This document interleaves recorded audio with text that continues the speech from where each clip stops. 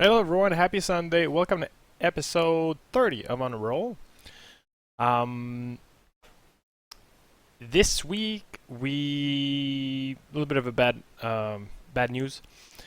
Due to a scheduling issue, we lost Vader, who was playing Gazelt, the Drow sorcerer. Um, we've been having like a few military people, so with deployment and sometimes family, uh, it's hard to maintain a schedule that allow for about like 4 to 6 hours of Dungeon Dragons every week. So unfortunately, Vader had to drop out for now. So he'll be missing the. It's kind of like indefinite. So we'll be missing him for the next sessions. If his schedules allow him to come back, then he will let us know, and then we'll gladly have him back in the crew. Um, so that means we're down to 5 players now. When we're all there, so this is still definitely doable. 5 players is kind of like the recommended number. We went with 7 players to kind of like allow to lose 1 or 2 player along the way, because these things are expected. Life being life. Also, I went out yesterday. Um, and allergies kind of like starting to kicking in a little bit, so I'm sorry if I look and sound a little bit under the weather. I apologize for that. I will be mindful to try, because I'm a little bit sniffly, so I'll try to be mindful of that and mute my mic whenever possible. And as far as the campaign is going, we now have some pretty decent and powerful items against vampire, so um, we should be doing fairly well against vampire. Now, that doesn't mean like from now on this is kind of uh, um, like a it's gonna be like an easy task. We we still have like werewolves that we'll have to deal eventually, probably. Like we've seen them a little bit here and there, especially like with honor, so we know they're a thing. We just haven't seen them kind of like play an important part yet. I think that's coming because now we have some really powerful item against vampire. But you know, Strahd's a wise guy. He allied with other powerful entities that are not vampires, and I'm sure that's going to still challenge the party quite a bit. So without further ado, because we're starting a little bit late today, let's join the guys and we'll do a little bit of a catch up, a summary, and then we'll go right into it. So I would expect some combat in the next few sessions for sure, because I think we're starting to attract a lot of attention, and we're gonna go for some really really important objects or allies. So I'm assuming Strahd's gonna try to prevent that from happening. So let me just join the rest of the guys. All right, I'm back and we're live. Hello, Internet. Hello, Internet. Happy Sunday. Oh, so we're back on the global map. So last we left off, the plan was originally to kind of just scope out the Festival of the Blazing Sun, see what was going on. But things changed when Van Richten pointed out to us that there may be another one of the prophesied magical items in the town of Valaki, and that it may actually be with the Burgermaster. And since some of the party had scores to settle against him, it was decided that we would go ahead and try and see if we could break into his place, retrieve anything that was there, and go ahead and escape. And if we should happen to run into combat with the Burgermaster, that wouldn't be too much of a negative. Beltic, with the assistance of Ella, was turned invisible, and he was able to go ahead and scout the mansion. And at that point, everything looked reasonable, and a unattentive cook had actually left the back door open, allowing the party easy access. When we went ahead and searched the house, it became clear that both Honor and Werble were there with vampire spawn. And the party had some difficult decisions at that point to make, whether we attack them while they're split up or if we go ahead and just keep searching. Uh, Eventually, Warble and Honor actually left before the decision was made, and the vampires went up to the library. We were able to take out the vampire spawn there, as well as Ezek was there, and he wasn't too much of a problem for us at that point. Dealing with all them, we found that there was access to an attic, and in there we actually found the handle of a sword with no blade, which turned out to be a legendary item, the Sun Sword, which was apparently owned by Strahd's brother, who apparently Strahd had killed his own brother, we learned at that point, and this sword that belonged to him now has some kind of magical essence about it, and even has a sentience to itself. Oh God, we almost missed that thing too. Yeah, it was just hidden along with a bunch of other junk. And also around that time, we found that there was a door in that room.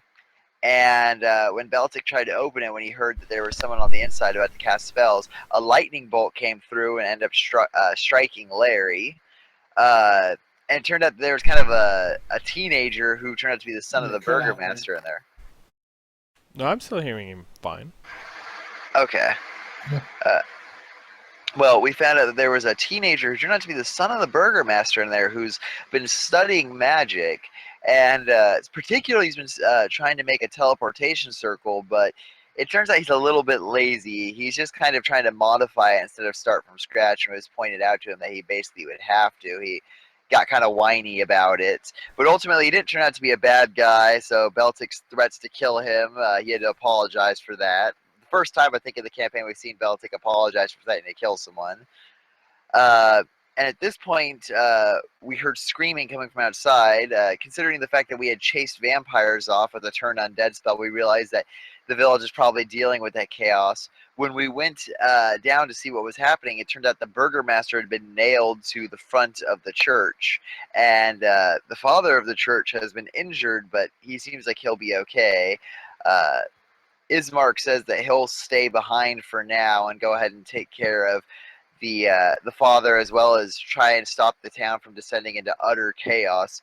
Well, we are going to attempt to, with Van Richten, hopefully, go towards his tower, save Arena and his apprentice, and collect the last magic item we need. And then once we have that, plus our ally, the Mad Mage, head off to meet our fates vis-a-vis that of Strahd von Zorovich. Alright, so I think our plan was to head towards Lake Barathok, right?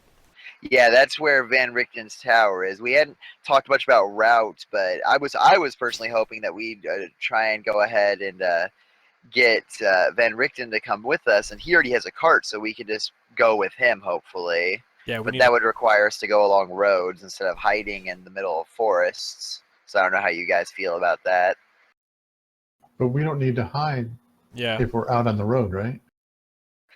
My worry is that Strahd, because last time we went to Valaki, we were hiding, so Strahd wouldn't see us. Hopefully, so I don't know if we're fine with Strahd potentially having eyes on us the whole time.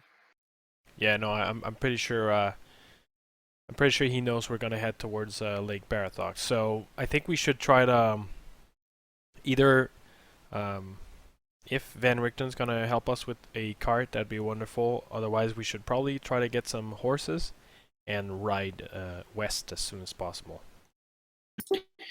He He says I can acquire a couple draft horses, but a wagon. My wagon, unfortunately, is under repair right now. The axle. He basically points where the axle would be on the wagon, and just says that it's going to take a couple days to fix it. Okay, And no problem.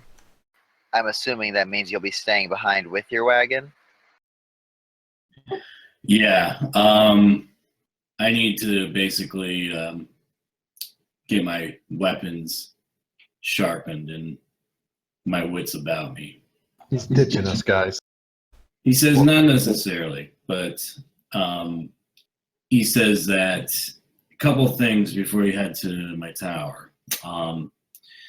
Tower used to be the former tower of the wizard Kazan, who was Strahd's advisor. When you guys go there, I have some booby traps that I set up around the outside of the tower. The tower has a unique ability to drain spells, So the whole tower is like an anti-magic zone? basically. What about magic items? Will they still function? Not while inside the tower. Will they be hurt in any way? No, just neutralize is a good word to put it. Yeah. Beltic at that point starts taking stuff out of the bag of holding and putting it on Werble the second then, because he doesn't want his bag of holding to blow up, essentially. Well, we wouldn't take the donkey inside the tower, right? If it's under siege, I don't really want to leave it out there as a snack. Yeah, we need to be careful with that thing. Well, that's a turn of events. So could you describe the traps to me so I can more easily disable them, or actually just go around them? We'll probably try to keep them if possible. I need a backup sword. Well, they're not major traps. They're like bear traps and things like that. I haven't been in the tower in a long time because I relocated here, of course, to set up my watch over the town. Right. Figure out where Strahd is. He basically says if Esmeralda was taking Irina, like some of your party members have said, I would not be surprised if she put her own traps up. Yeah, I think it's safe to assume. Ed Great. goes first. Got it. Yeah. So Larry, do you want your silver longsword back since I have some silver weapons already? Yeah, I'll take that back for now. Okay. So at this point, I guess it's just a matter of waiting for the draft horses to be, for him to go ahead and procure draft horses for us and us taking off, unless anyone had anything they wanted to get done in Velaki beforehand. Beltic's thoroughly satisfied with the state it's been left in, though. Now, maybe one last question: is your tower does it have like some sort of protection against undeads, or is it considered hallowed ground, or? It's not considered to be hollow ground, but it a lot of their abilities will be negated in the tower. I see. Strahd's also, right? So things like the ability to Gaseous form? gaseous form, things like that. And I think it's tougher for those type of creatures to get into the tower. Nice. Will their regenerative abilities be postponed in any way? It depends if they were magically created. So it depends on if they were animated or if they were actual, turned vampires. Makes sense? Yes, I believe I understand the difference. Beltic, by the way, does not understand the difference. He's just trying to nod like he does. Me neither. That also probably means that any healing magic is not going to work. He nods. All right, then I think we should try to find some med kits before we leave here. Gazalt speaks up and he says, if you guys mind, I'd like to stay with the boy and help him out with his teleportation circles. I don't know, because every time we split up, someone goes on Strahd side. Yeah, Yeah. every time we leave somebody behind, they end up coming back at us. That's not good. Ismark and Ratava were like, we'll keep an eye on him. It could be useful to have a teleportation circle that we know about. Yes, but I do have my concern as well. But then again, it's his choice. Let's just hope for the best, I guess. Well, he also says the larger the party, the larger the notice of the enemy. Ah, we should split the party. This seems like a wise move. That sounds smart. But I mean, to be fair, in that tower, without any magic, Gazelle would probably be not as useful, right? He nods. Ella hands Gazelta's a cyanide pill. No, I'm just kidding. He waves it away. Yeah, how's this going to impact Ella, too? I can melee. Nice. Before we depart from Gazalt, I ask him how long he thinks it'll take to get the teleportation circle online. A day or two tops. Yeah, that's interesting. Anyways, medkits and horses. You'll have to pay for them. That's the unfortunate thing. Oh, that's not unfortunate. Then I reach for I have my, a gold piece. I reach for my gold. It's 5 times the value. I'm going to drain this down of their medkits.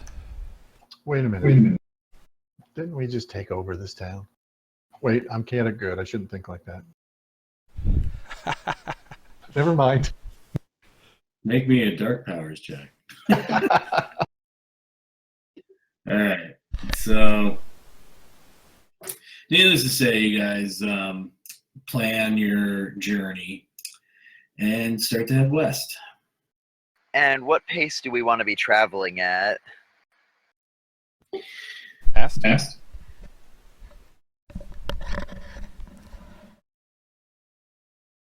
Are we in Beltic a will hurry to follow. get there? I mean, I will admit that Beltic is quite worried about Arena, and if we know where she is, Strahd most definitely does. So we may want to get there quick to hopefully save her from whatever Strahd will eventually throw at her, but at the same time, blundering into whatever he has already set up may be bad too, especially if we know there's traps waiting out there.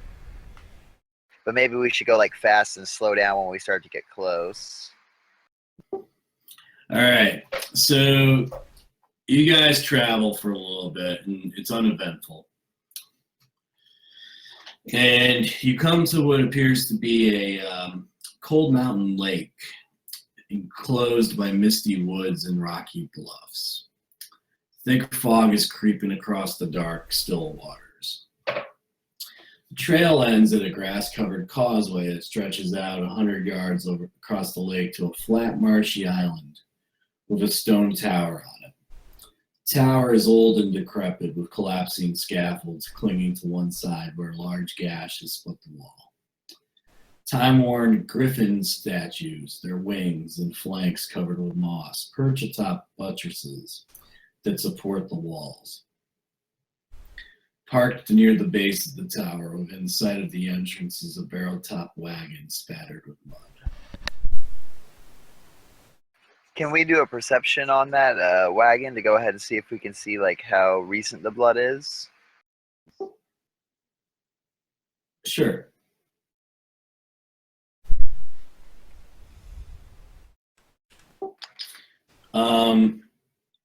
Larry and Beltic, you guys see what appears to be several foot trails. A lot of them humanoid. You see a set go into the tower, and then you see a couple sets, and it looks like dragging marks going from the wagon. It appears to be heading south, and then eventually disappears, and you see what appears to be wagon marks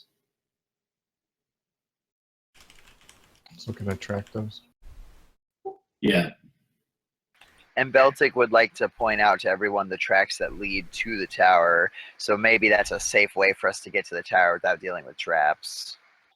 You also notice that the dragging tracks, and you don't need to make a roll now, Carrie, but it basically brings the tracks lead to basically the main road, and then disappear. So out toward in this direction.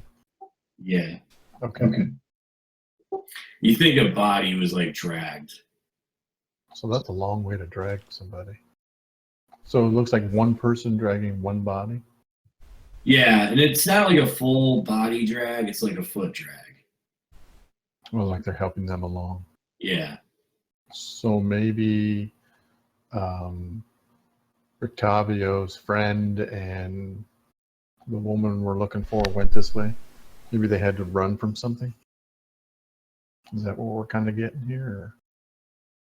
Correct. So let's go search for them. I'll follow you. Yeah, Beltic's not the best at tracking, so he'll follow as well. But he'd Yeah, like what time to of day is it? as possible. It's late afternoon. It's very overcast. So there's not a lot of light in terms of like, think of an Alaskan morning. Very, very dreary. So let's stay close, but not too close together, so we can see each other at least. And I'll just start searching throughout the area, see if I can follow those tracks. All right. Does the wagon look like any of its contents or anything like that would be locked? You see the outside of the wagon, and it looks like it sports a fresh coat of purple paint. The wheels have fancy gold trim. You see like a brass lantern hanging from each corner, and there's red drapes that cover the windows on each side. And you see a steel padlock securing the back door, and you see a wooden sign that says "Keep Out." I'd like to stealth up to it and try and see if I can like move any of the curtains. Yeah, we've seen this before in town, right? Wasn't that parked over by when we first got there? I can't remember. Make The me coffin maker, right? an insight check. Or not? You have a feeling you have seen this wagon before, but you don't think you saw it at the coffin maker. Oh, okay. How about this? Ed, you remember it being near the church. Honor mentioned something about a purple wagon that drove by and got Irina. I mean, I think I remember this wagon from Honor's description. I think that's the wagon he saw when he went hunting, and I think he said a woman was driving it. So that could have been the apprentice. So it's different in the picture we have under portraits.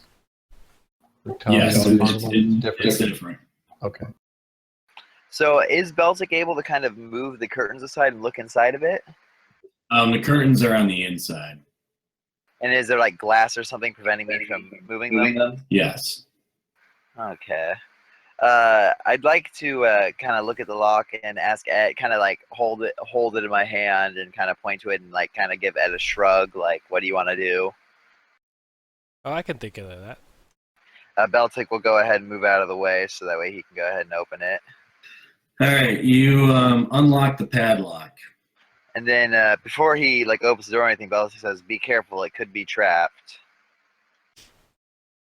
Possibly. All right, then I'll try to look for traps. I'll ready my bow. Make me a perception with disadvantage.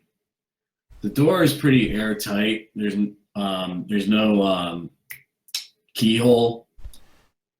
So you try to look through and you don't see anything inside, if that makes sense. Like you're looking through the sliver of the door, and you don't see what appears to be any wires coming from the door lock mechanism.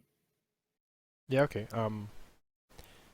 Yeah, I can see much from here, guys. It doesn't. I don't see anything particular, but I can see inside very well.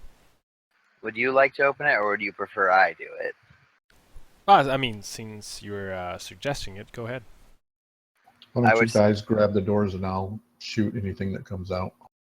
I would suggest everyone move out of the way that doesn't that isn't a part of this, just in case things go poorly. Valkyrie, if you would be so kind as to ready your bow, though, it would be appreciated. Nope. I'll ready my crossbow as well. So I move up, I take a deep breath, and I want to kind of open the door, but while I'm moving with the door, so I'm like out of the door frame at that point. So I'm And not try- sure which side the door is on for this. Yeah, I was thinking it was the side I was on, but I see I've been moved, so I'm guessing this is the side where the door is? Okay. Then I'll step back over here. So I can see Yeah. you. Actually, I'm sorry, it's on this side. Okay, and I'm like, I kind of, before I open, I give Valkyrie a look to make sure, like he's ready. And Yeah, then, right. like, once I kind of get that nod from him, then I go ahead and I swing the door open. I kind of roll with it myself to be giving him a clear line of shot. All right. You open the door, and the wagon explodes. Oh my god. I need you to make me a Constitution save, and with disadvantage. Just Beltic or Just Beltic. Okay, that's a 9. All right. You take 47 fire damage as the wagon explodes and everything's splintered out. I cough. I kind of go ahead and wipe myself off a bit and go, ugh, good thing I opened it. indeed. Are you okay? No kidding. I'm covered in it. I'm kind of charred up and whatnot. I kind of look at him. I'm like, yeah, never better. Well, here goes our entrance. Pretty grand. If they didn't know we were here before, they do now. Hell yeah. Is my magic neutralized yet, or is it so it's okay until we go in?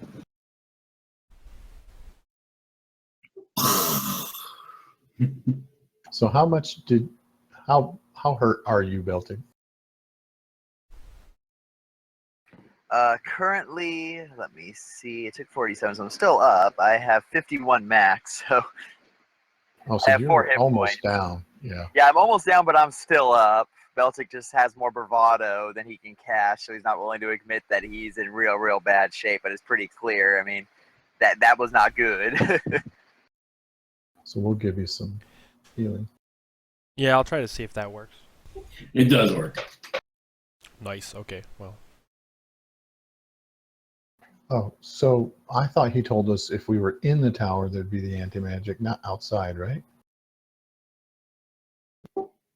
You are far away enough where you're not affected. Oh, okay. So it's in the immediate area, Correct. not just inside. Okay. You haven't identified where the source ends yet, or the source begins, I should say. My cure wounds did not ask me what level. And oh, okay, there's more. Okay, as I say, that puts me up to 37. But I can see there's another 5 in there that wasn't there before. Let me go ahead and throw that in.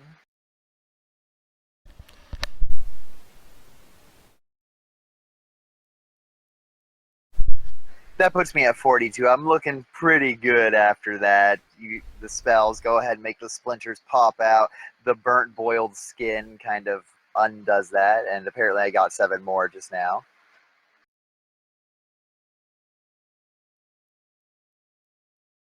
hell's going bananas. Which puts me at 49. I don't need the last cure wounds just because I'm at like 3 hit points from max. Yeah, I figured, if we can't use the spells inside. Oh, true. Okay. So, yeah, that'll put me to max then. Yeah, they won't do us any good later. Exactly. I kind of look to the party and go, okay, we need to be really careful because if they can cause explosions like this, I can maybe take another one, but considering we're using a lot of magic here, Well, so I let's don't know if investigate we'd that be a little. able to. Can we figure out what happened? Should we announce ourselves? I think we're pretty well announced at this point. I'm sure that they have eyes on us, I know, but I mean, just but I don't know let if them she know would that know us. we're not hostile. I wonder if she'd believe that. I'm willing to go ahead and I'm willing to go ahead and try and be an emissary between us. Perhaps she's heard of my reputation. Do you announce yourselves? Well, we Beltic helped will. her before, right?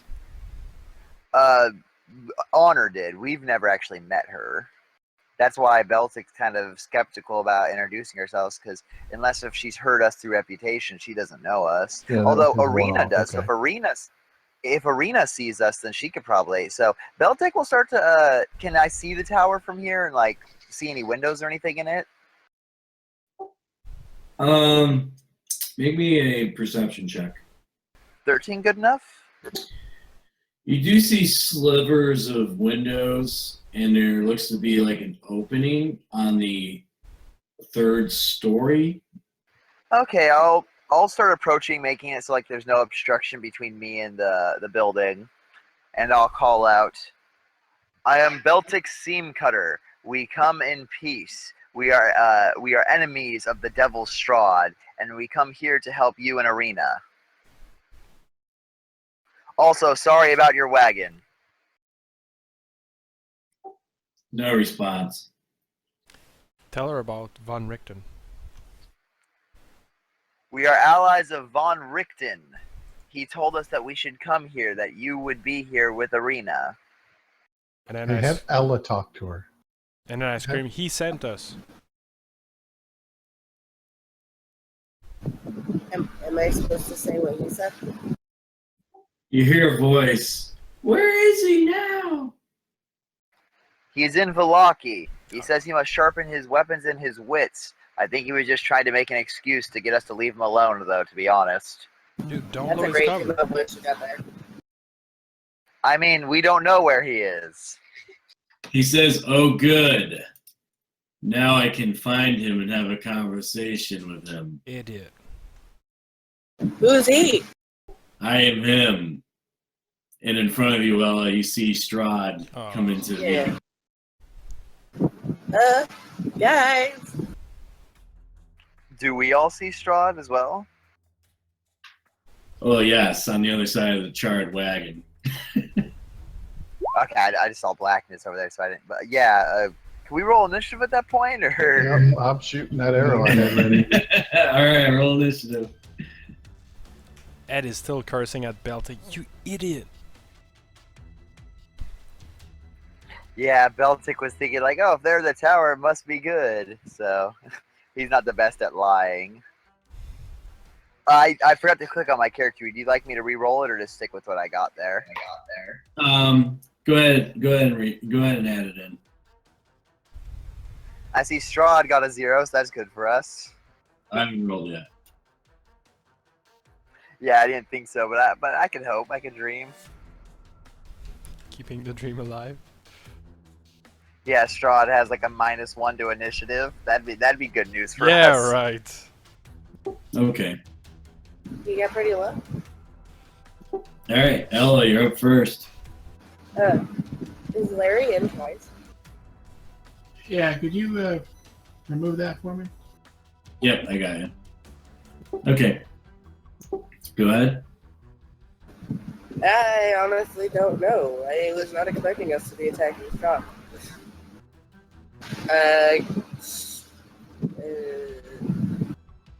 Our magic stuff works outside the tower, right? Yeah, Our But healing I- definitely did. but I just used all 4 of my first level spell slots. So where is he? All I'm seeing is a black. It's all black. Well, your human vision. Nope, I'm an elf. I'm talking Larry. Oh, yeah. Poor Larry. I got a present for you, Larry. Once Larry breaks out his lightsaber, I'm sure that'll help. I'm gonna cast Dispel Magic just in case he's not real. Nice. That's actually a really good one. All right, go ahead. No. I did. Oh, okay. So what are you trying to do? See if he's real. Oh, okay. He's real. Well, fine. Does that mean that Valkyrie hit him?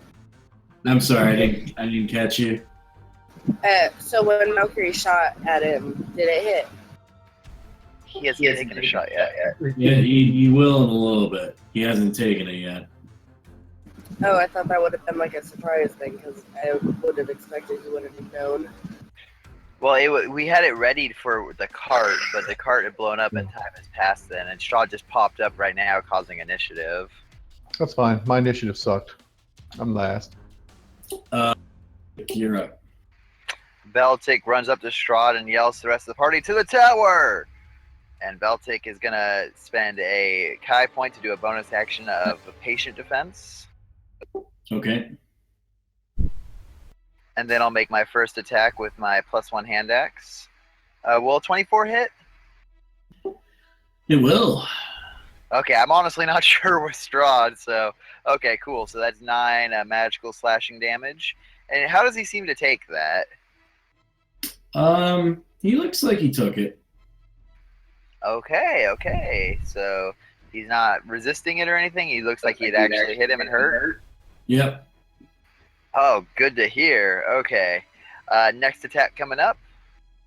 All right. 23 good enough? Yes. Okay, so another 7 magical slashing damage. Okay. +9. Smackdown. And so yeah, Beltic runs up, goes ahead and starts rolling around, jumping around, and does those 2 quick slashes, and that will end Beltic's turn. All right. At the end of your turn, Strahd will use an action. Oh man. Okay. This is gonna hurt, isn't it? Yeah. Well, it's been fun, guys.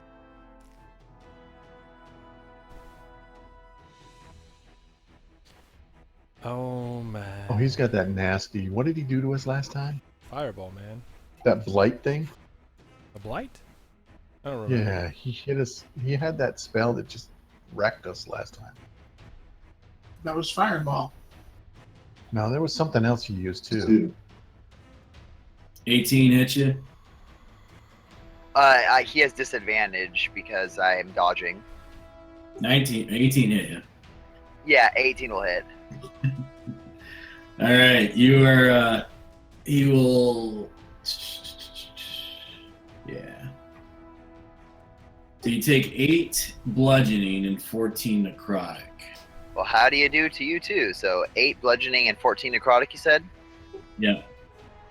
Okay. Ed, you are up. Do we know what caused that? Looked like an unarmed strike from his claw.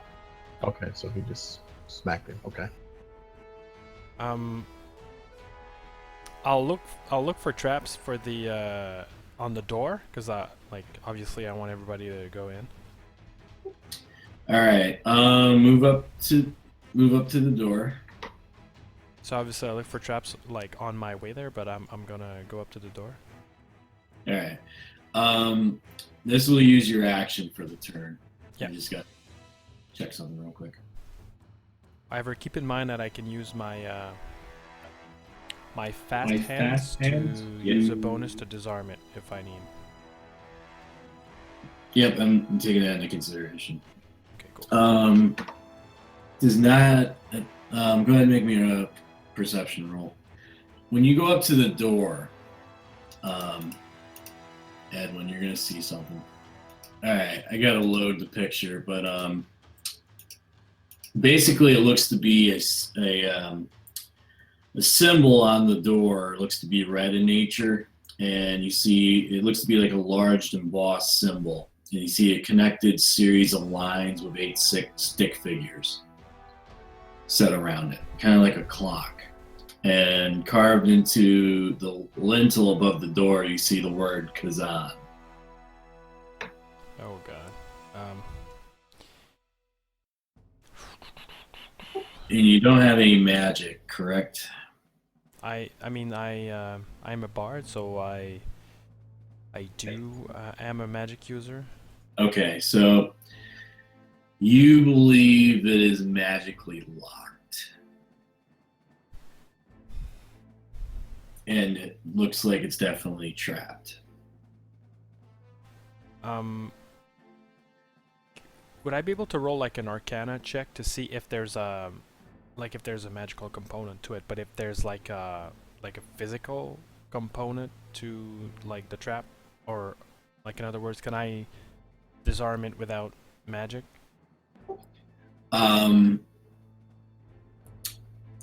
What's your bonus? In Arcana? Yeah. I just have a +2 from my intelligence. Intelligence. All right, make me a roll. Okay. You believe that there's physical elements to the trap as well as magical.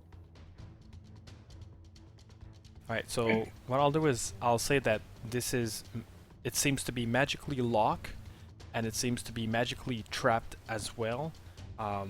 And then I'll need some help if we need to enter. And then what I'll do is I'll use my bonus action with fast hands to try and take care of the physical component of the trap if I can. Could dispel magic work? Possibly. So, should we be careful? Maybe if we open this door, we are exposing Irina to Strahd. But at the same Also- time, like if we're in there, we're kind of like protected from magic. So, from But magic, didn't- but not from Strahd. Does it hurt us more to be in there, or Well, didn't Strahd come out of the tower though? That was my understanding. That the person I was talking to was from the tower. So either Strahd was in there, or he can somehow project his voice into there or something. So I wonder if Strahd can already get in there if he wants to. Okay. I'm going to say, Ed, that your turn was to basically take your time looking at the trap. And then if you want to use a bonus action, you'll be about halfway through the disabling part of it. Okay, that works for me. So go ahead and make me a disabled device. Well, I did a thieves' tool check actually. Okay. So you managed to get the physical part identified in terms of what you need to do. It seems like it's a lock mechanism, like a combination. Okay. So you just need to figure out the magical aspect of it, which will be next turn. And that's fine because I can probably not. I don't think I have anything for that. Okay. And that would be the end of my turn. Yeah. All right. Larry, make me a wisdom save. All right, you are influenced. You are you think Strahd is a trusted friend, and Oh, fuck. Strahd says, Larry, dash 60 feet to the west. I do that thing. All right, and then at the end of his turn, he is going to Is he charm or like dominated? that would be charmed. Because then he can, I think he can act as he want, but he can't arm Strahd. But does he have to obey his command? He takes his request in the most favorable way. Okay. I'll phrase it like that. My good buddy's telling me to move this way, so I should do that. Yeah, and then Strahd will basically move away from you, Beltic, so you can go ahead and take an attack if you wish. Oh, I do. All right, go ahead. Will a 16 hit?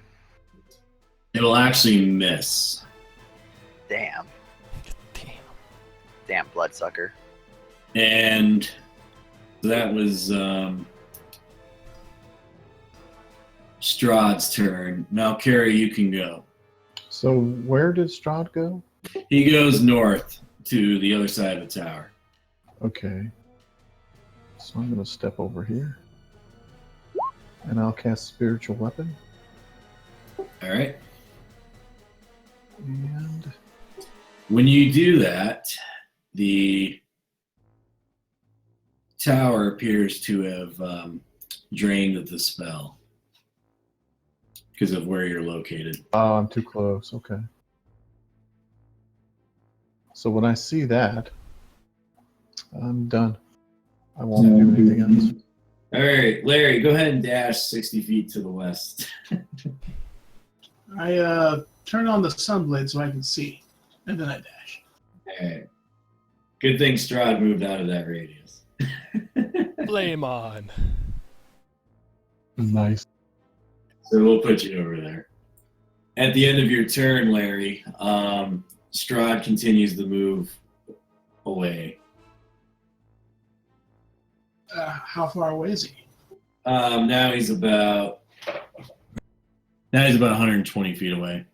Larry, what's the radius on the light from your sword? It starts out at 15 bright and then 15, another 15 dim, but I can spend an action to up to 30 and 30.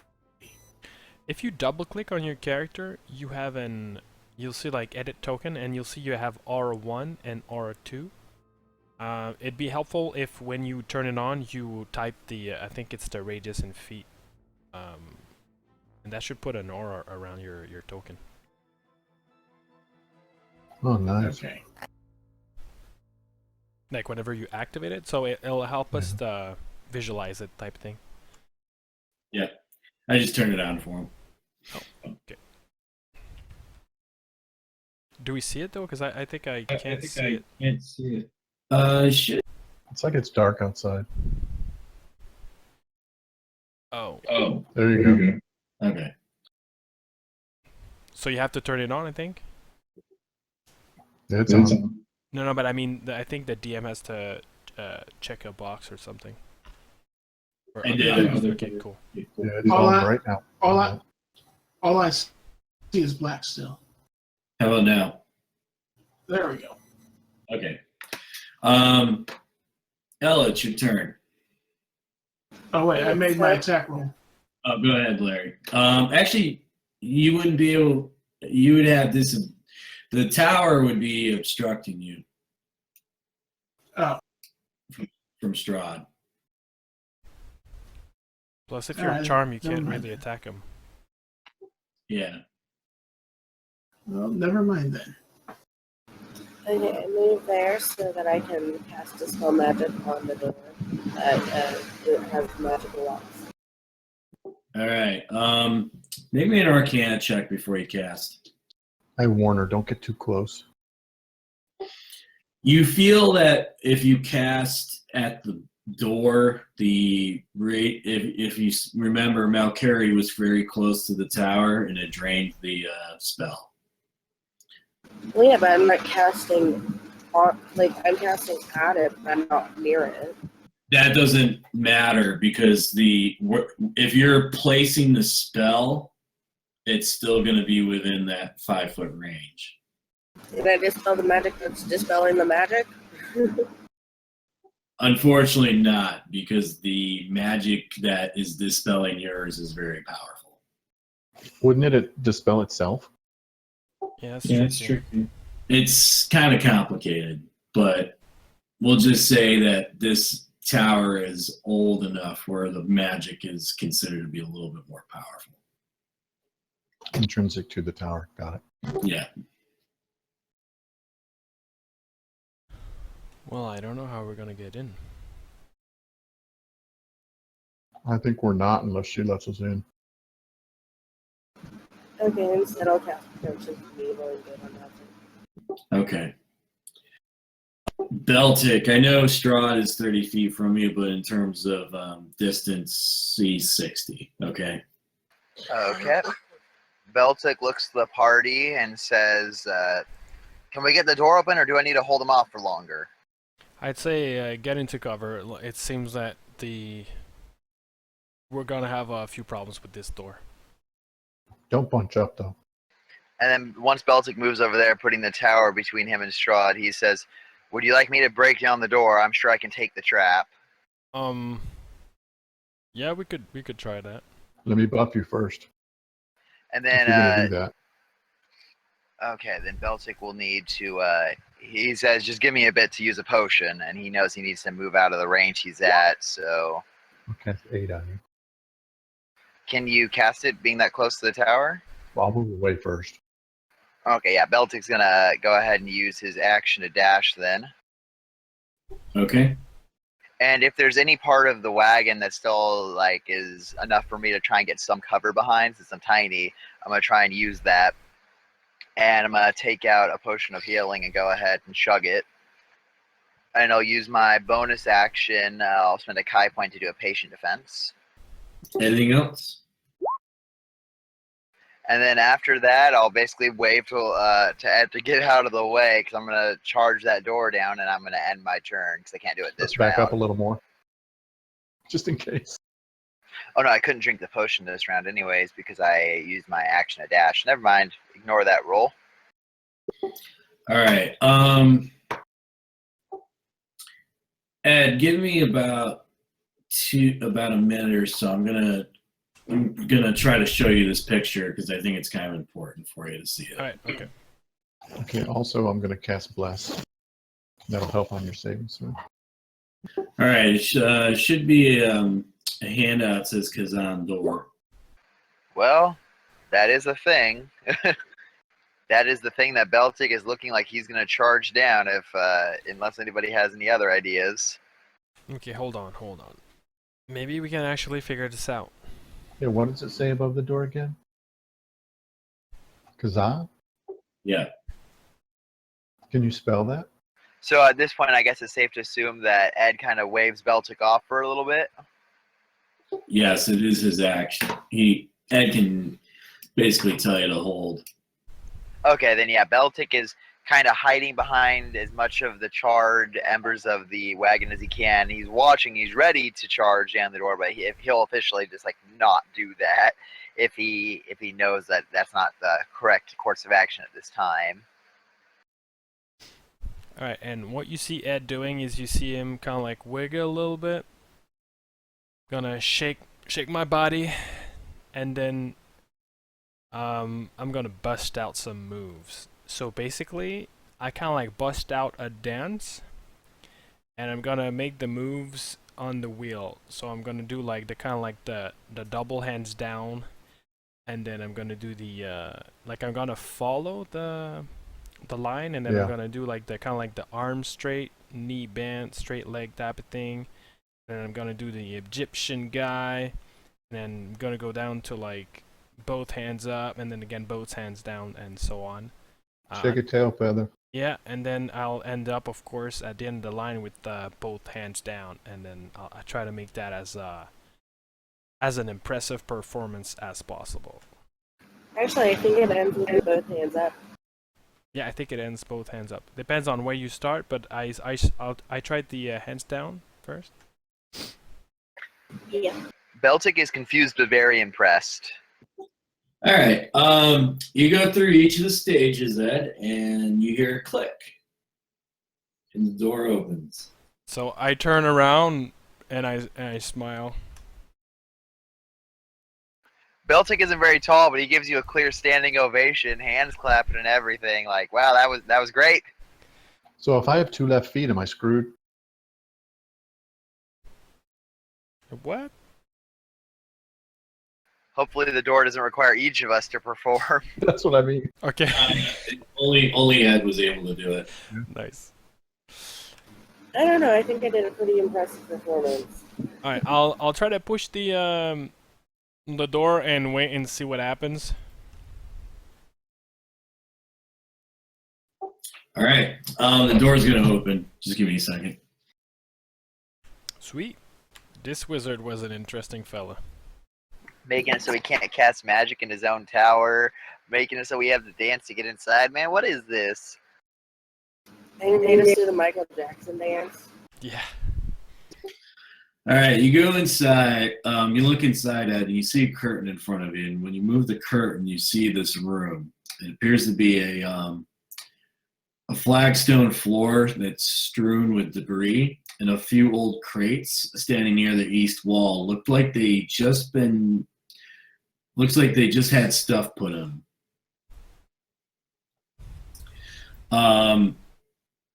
You see what appears a 5-foot square indentation in the center of the floor. It looks like there's 4 pulleys attached to taut iron chains that stretch up through a similarly sized hole in the rotted wooden ceiling. Next to them, you see 4 tall clay statues next to the chains that have these pulleys, and they look at you. Interesting. And then this device seems to probably be some sort of elevator to go to the next floor. Correct. Okay. All right, come on in, guys. I'm gonna wait for everybody to come in. I'm gonna move kind of like in the debris field and just take a look while I wait for everybody. Did Strahd seem to react in any way when the door was opened? He disappears. Oh, wow. Yeah, Thank he just goodness. ran away, right? Yeah. He's just toying with us. Well, we can hit him. I confirmed that much, and I show my axe and the whatever it got of Strahd on it. He's not immune to magic, that's for sure. But did it seem to put a hurt on him? Yes, he seemed to have he seems like he can take quite a many hit, but it still seemed to affect him as I would expect it to. Good. So I'm going to kind of stay at the door while you guys check out the interior. Those here are staying outside? Right in the doorway. I Okay, want to keep okay. an eye out, make sure nobody's sneaking up on us. Sounds good. I kind of always do that. I don't like being inside. So, should one of us go up the elevator, or should we make camp down here? What is the plan? Well, this seems to be some sort of device to go to the higher levels of the tower. However, it looks old, and I'm not sure it's in the best shape, so it could be dangerous to use. I could climb it if we wish. You could probably climb it as well, but I don't think the rest of the party could do so. Well, I'm small, and if it's an elevator, then someone else could go in there with me. Plus, it seems to be like the device seems to operate with like pulleys. Maybe before we go up, Ed, do you just spot any traps or secret rooms amongst this place? You Oh. seem to have the keenest eyes of all of us. Yeah, we should definitely take a look around and look at those crates. So I'll do a walk around the room, looking at the debris, and really inspecting just to make sure that it's not trapped, and also that like it's kind of safe to operate the device. So I'm trying to look for point of failures.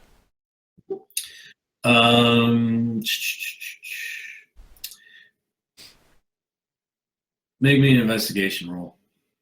You think everything's good to go?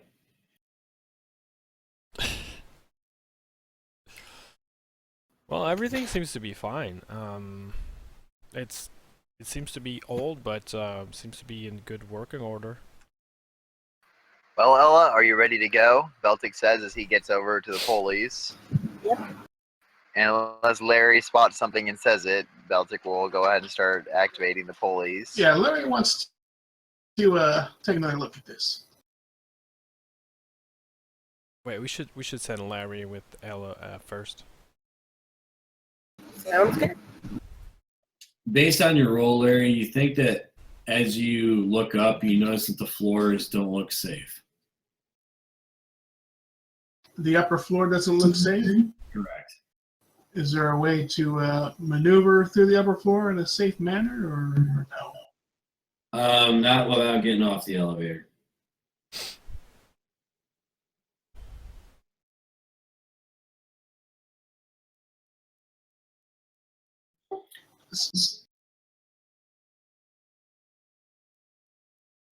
So this floor doesn't look safe, guys.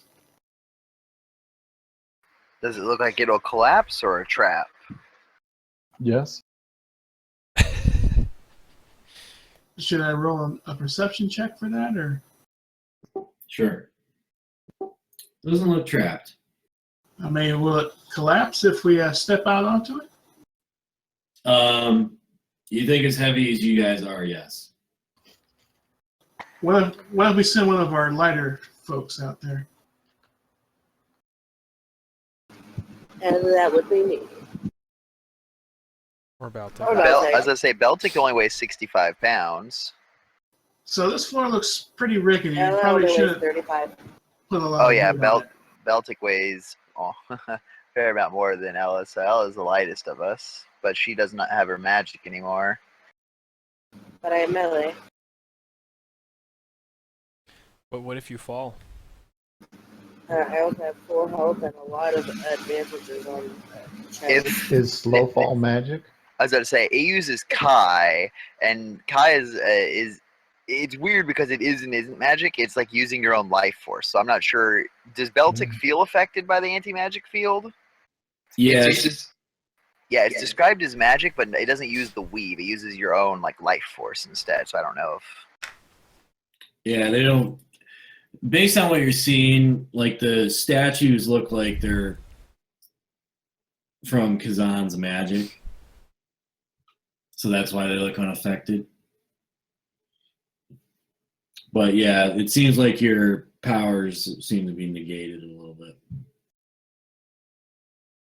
Ooh, okay. So I let the party know, like, I kind of flex my fists and no kind of purplish, blackish energies roll over them. And I'm like, it appears like my ability to use Kai is affected by this place as well. I'm still willing to go. My training is not all lost to me, and I can go ahead and take advantage of my quickness and my lightness if wished. Well, I think it should be you or Ella for sure. Well, Ella, what do you feel? Well, I feel like my health is completely full, and I haven't really been affected, and I don't need magic to fight. Well, be safe up there. And Beltic goes ahead and starts activating the pulley for her. All right, I'll help. Ella's a bard, right? All right, Ella. You go up a couple floors. You basically see, just empty space. When you get up to the top floor, you see something different. I call down to them. There's something different up here. Can we hear her from how high up she is? I Barely. think it would be like a tunnel type of sound. What do you see up there? Looks like a bedroom. Okay, I'm coming up. Just be careful. Well, hold on. All right. Turn the Well, music again. let me describe things here. Don't be going too fast. All right. So you get up to the top floor, Ella, and you see basically a room that looks habitable. And you see a cozy bed, a desk with matching chairs, bright tapestries, a large iron stove. And you see basically light caking through dirt or broken shutters. And you see a standing suit of armor, a wooden chest, and you see old wooden rafters. Looks like they're the pulleys are hanging to the top of them. And you see Esmeralda in the bed. Looks like she's injured. So I'll approach slowly, but not slowly enough to where it's kind of suspicious. Just cautiously. She looks up for a second and sees you, and she reaches for her weapon, but you could tell she's too hurt to use it. Okay, tell her it's okay. I'm a friend of Von Richten, and explain the situation that we came here from. What's her name? Irina. Esmeralda, actually. Well, I meant we're trying to find Irina. Yeah, Irina is the one you're finding. And I ask if she is Esmeralda. She says they took her. Who? Strahd's forces. Of course.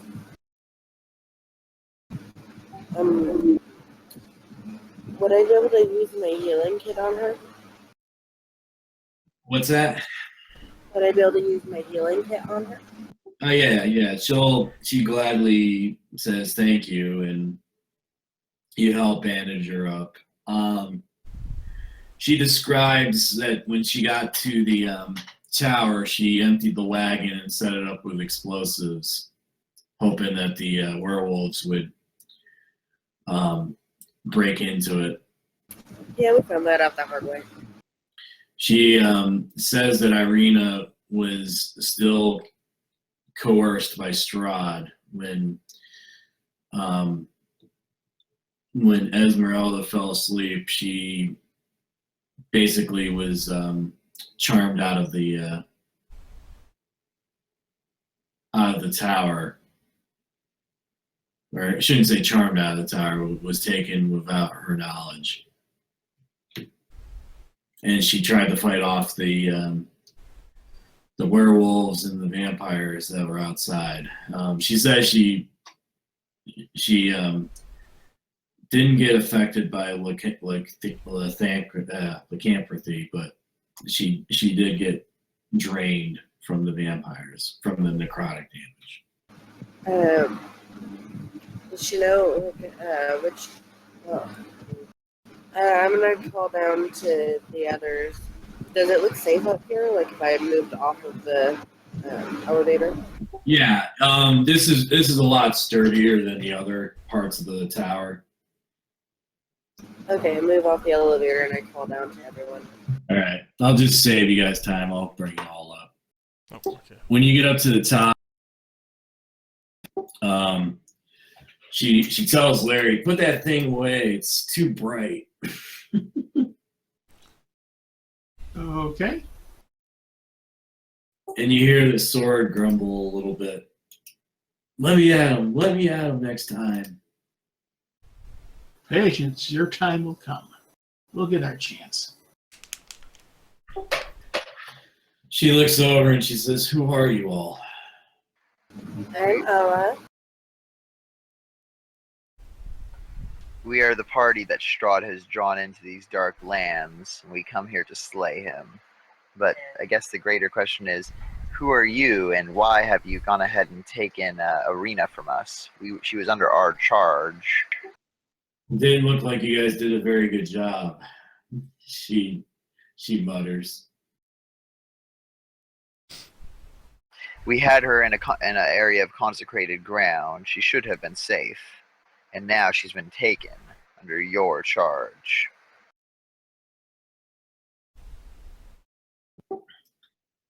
She says, "Okay, Beltic the Butcher." Why ask who we are if you already know? Beltic gives a kind of wry smile.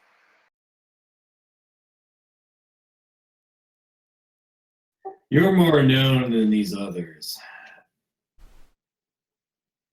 I can't imagine. What, you why. haven't heard of the famous Ella Bard? Ella the Bard? Ella LaFrel, the famous musician. She shakes her head no. We're all famous in our own minds. In this land, I guess butchery is more appreciated than the works of music. More expected.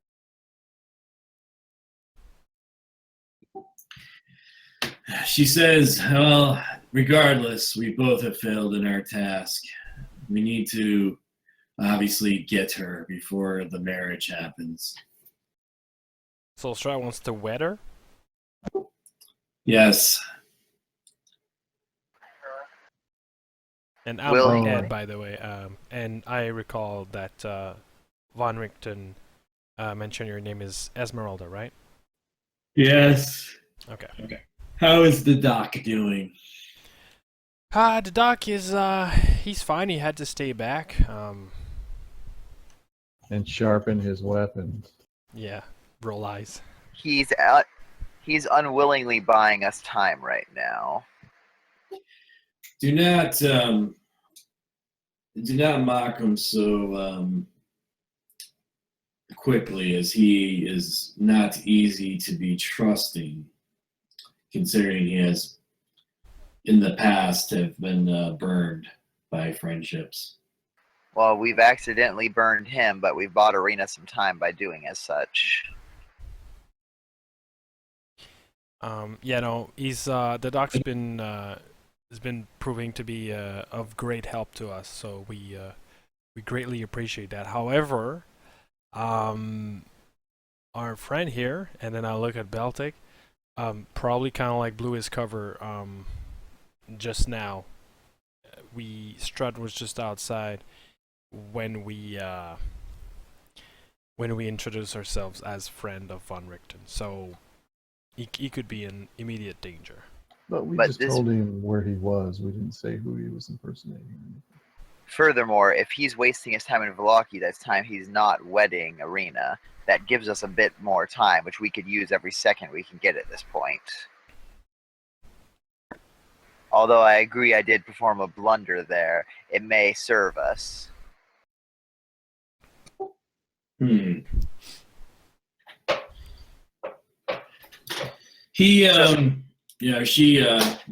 she says, I need to heal up and then I can accompany you. So, should we expect that Strahd has already turned Arena, or will he wait till the wedding? I think he'll wait. So when is the wedding due? 48 hours from today. And how do we know all of that? Like, you specifically know that the wedding's going to happen? That's what he told you? It's what I found out. Oh. Ed, if you could make me some tea. Yeah, the kettle's on the stove. So why don't you come away from this accursed tower so I can heal you? And while I prepare some tea for everybody, I do agree with Malkari. Why we were actually just going to the abbey west of here. So you could probably heal over there. I'm pretty sure it'd be safer than here, because now we just broke the magic and the lock. Oh, that thing. It resets every 10 minutes. Okay. As a matter of fact, it probably already reset. It doesn't seem to matter. Strahd seems to be able to come and go from this place as he wishes. He cannot enter the tower, but Then how did he get Arena? She walked out of here. if you remember, she has already been bitten once. He manipulated her to leave. She nods. But this does not bode well, and we only have 48 bells to solve this problem. And we don't have all the objects or allies of the prophecy yet. You could stall him by getting to the castle and trying to get her out.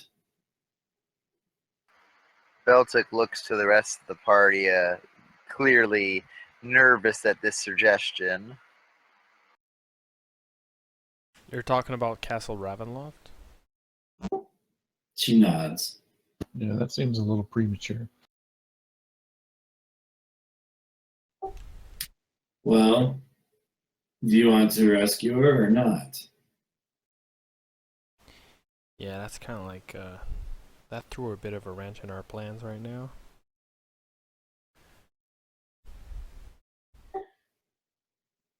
And what has happened to your comrades? At one point, you seemed like you guys were a much larger group. We were. When I first came here, I had a completely different party. Now I'm the only one who remains of the original group. Well, the only one who remains in their original form. Well, close to their original form. Beltic looks at his arm and the tattoo that's still left on it.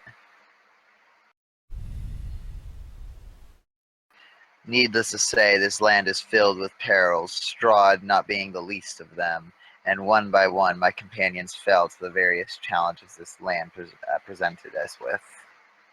We're not sure what happened, but they seem to have sided with Strahd. Some of them I can confirm died, but now are back. Others I do not know if they are controlled merely in mind or if their totality belongs to Strahd. It always tends to happen that way. So basically, you're saying we have about 48 hours to travel to Castle Ravenloft. And orchestrate an escape. Did he give you the invitation yet? How do you know Beltic about holds it up.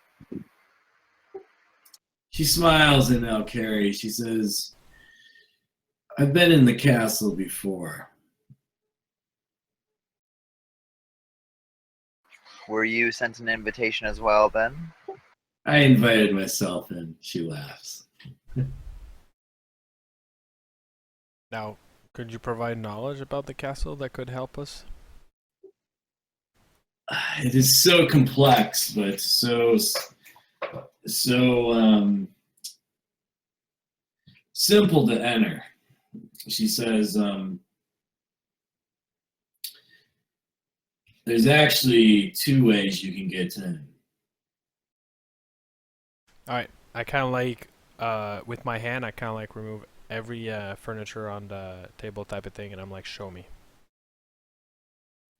She pulls out a map of Barovia. And it, funny enough, it looks like the one on the Roll20 screen with everything located. I have spent many years drawing through the land and searching through. But there are 2 ways to get into the castle. One is through the front door, obviously. The second one is an entrance that is very tough to get to. And why is that? We're listening. It is underneath the base of the castle. From the river. She nods. Beltic kind of puts a hand on his yarmulke and says, if we'd like me to scout ahead in that front, I could. It would be better probably to enter through the front door, as the back door is very dangerous. That's what she said. Let me put it this way.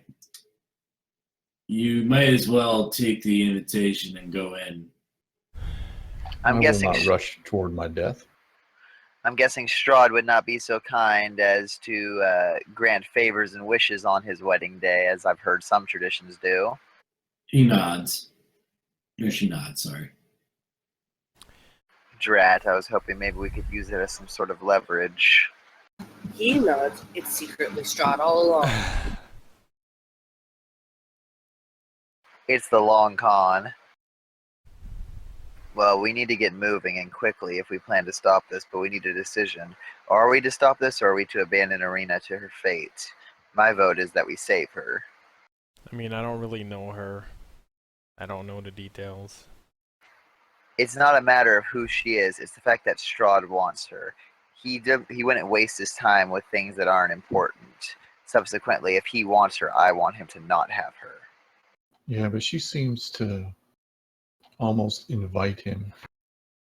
Yeah, I don't know if I fully trust her. That's the thing, but I agree with you, Beltic. I will help you free her. Now it's just that we have the remains, and I think there's that book that we were set to find that could have helped us. So I don't suggest that we fight Strahd here. We merely find Arena and get her to the Abbey. From there, even if we have to tie her down to keep her there, she should be safe in hollow ground. At that point, we can go about finding the items and besting Strahd. In the prophecy, it said where we need to face him, so we shouldn't face him So, just anywhere. so should we really be so concerned with her marrying him? In the end, we plan to make her a widow. He will turn her to a vampire after he marries her, is my understanding. At which point, I don't know if saving her will be an option. To leave her now, to allow her to But be if he forcibly married. dies, she would not remain as a vampire. Beltic kind of does a double take at this, never having heard this. He's like, so if we were to defeat Strahd, all those who have been turned would be turned back? Is that how it works? Beltic has no idea, so just hearing that is like a complete jostle to his system. So, my favorite enemy is undead, so I don't know if I know that or not. Is that true? Or is that rubbish? It's somewhere in between. You've heard things along that line, but you're not 100% sure if that is actually true. Yeah, so the legends have it that this can happen, but I've not seen it or witnessed it myself. Larry's leaning towards doing a snatch and grab here. well, my friends, how I don't understand how you think Strahd's just gonna let her go.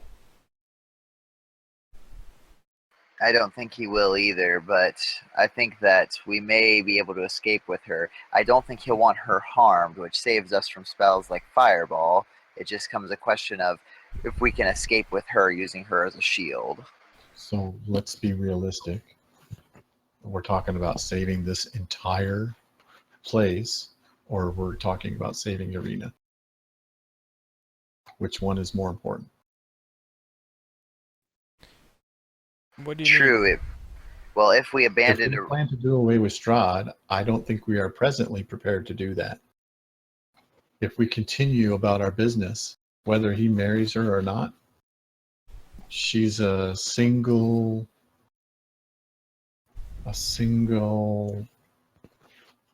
casualty in a war. I would hate to let it happen, but the greater good is to save these people. I will admit that if Strahd's busy marrying her, he can't spend as much time trying to stop us.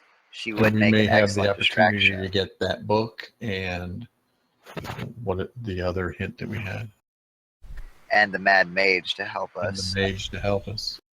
I And don't with like all of those things, we should be able to defeat him readily. Without them, we may or may not be able to defeat him. this discussion, but I can't argue that the point is valid.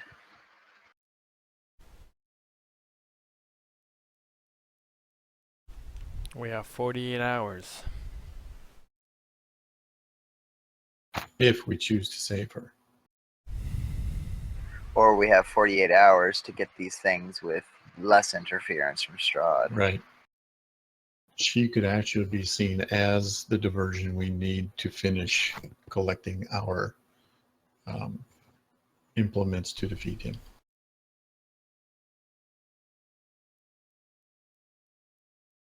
I cannot in good conscience abandon Arena, but at the same token, I cannot in good conscience abandon all of you.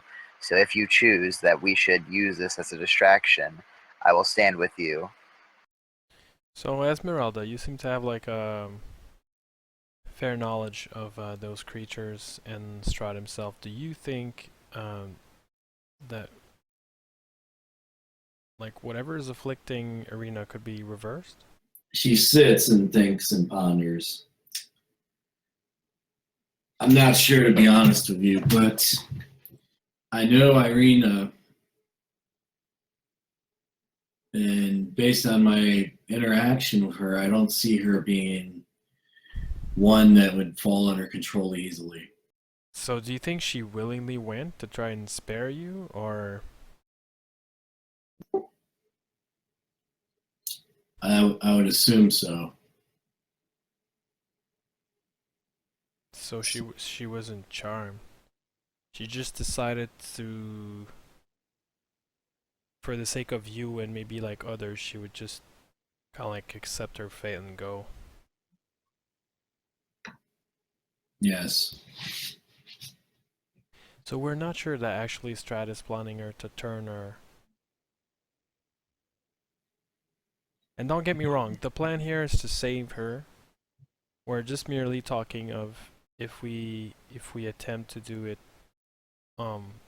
before the supposedly wedding or after. I can tell you right now that if we try to rush into this, like we don't feel confident. However, there is a few things that we'd like. For example, there's these bones that we find that we'd like to try and raise to see if it could help us in some ways. Hmm. We've heard of a place of power south of here in the mountains that could bring back people. Yeah. Yes, the Amber Temple was its name. Have you heard of that temple? She sighs and basically says, it probably isn't the best idea to go in there. Can I insight that? Yeah, me Sure, too. me too. She trying to distract us? I completely believe it. We better listen to her. Oh my I'm god! telling you, Ed, we better listen to her. So what do you mean? What's about this place? Ella's looking at us, idiots. Well, if everyone's doing it, Beltic will too. She says, I'll be honest with you. That temple I feel is not necessarily the greatest place in the world to reside or to go to. It seems everywhere in this land falls under that description. Can you be more specific? Yeah, wasn't it once a place of great good? Well, Kazan, who was the old person that lived in this tower, rumor has it he became a lich, and Strahd basically allowed him to become an advisor, and he created that temple. Is he still there? No, apparently he destroyed himself trying to become immortal. So then what is the harm of going to that place? If he's no longer there. He was a lich. Gives me the willies. Do you know anything more about Azaz?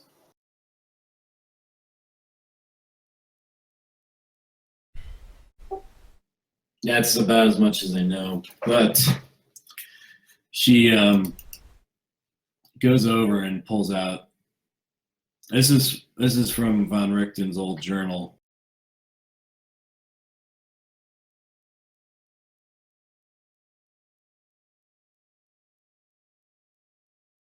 Oh.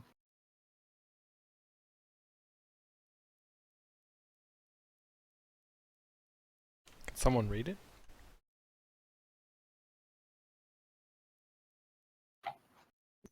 Read part 1 and then part 2. And while you're doing that, I'll quickly use the facility. So there's 2 journal type of thing? Yeah, it should be part 1 and part 2.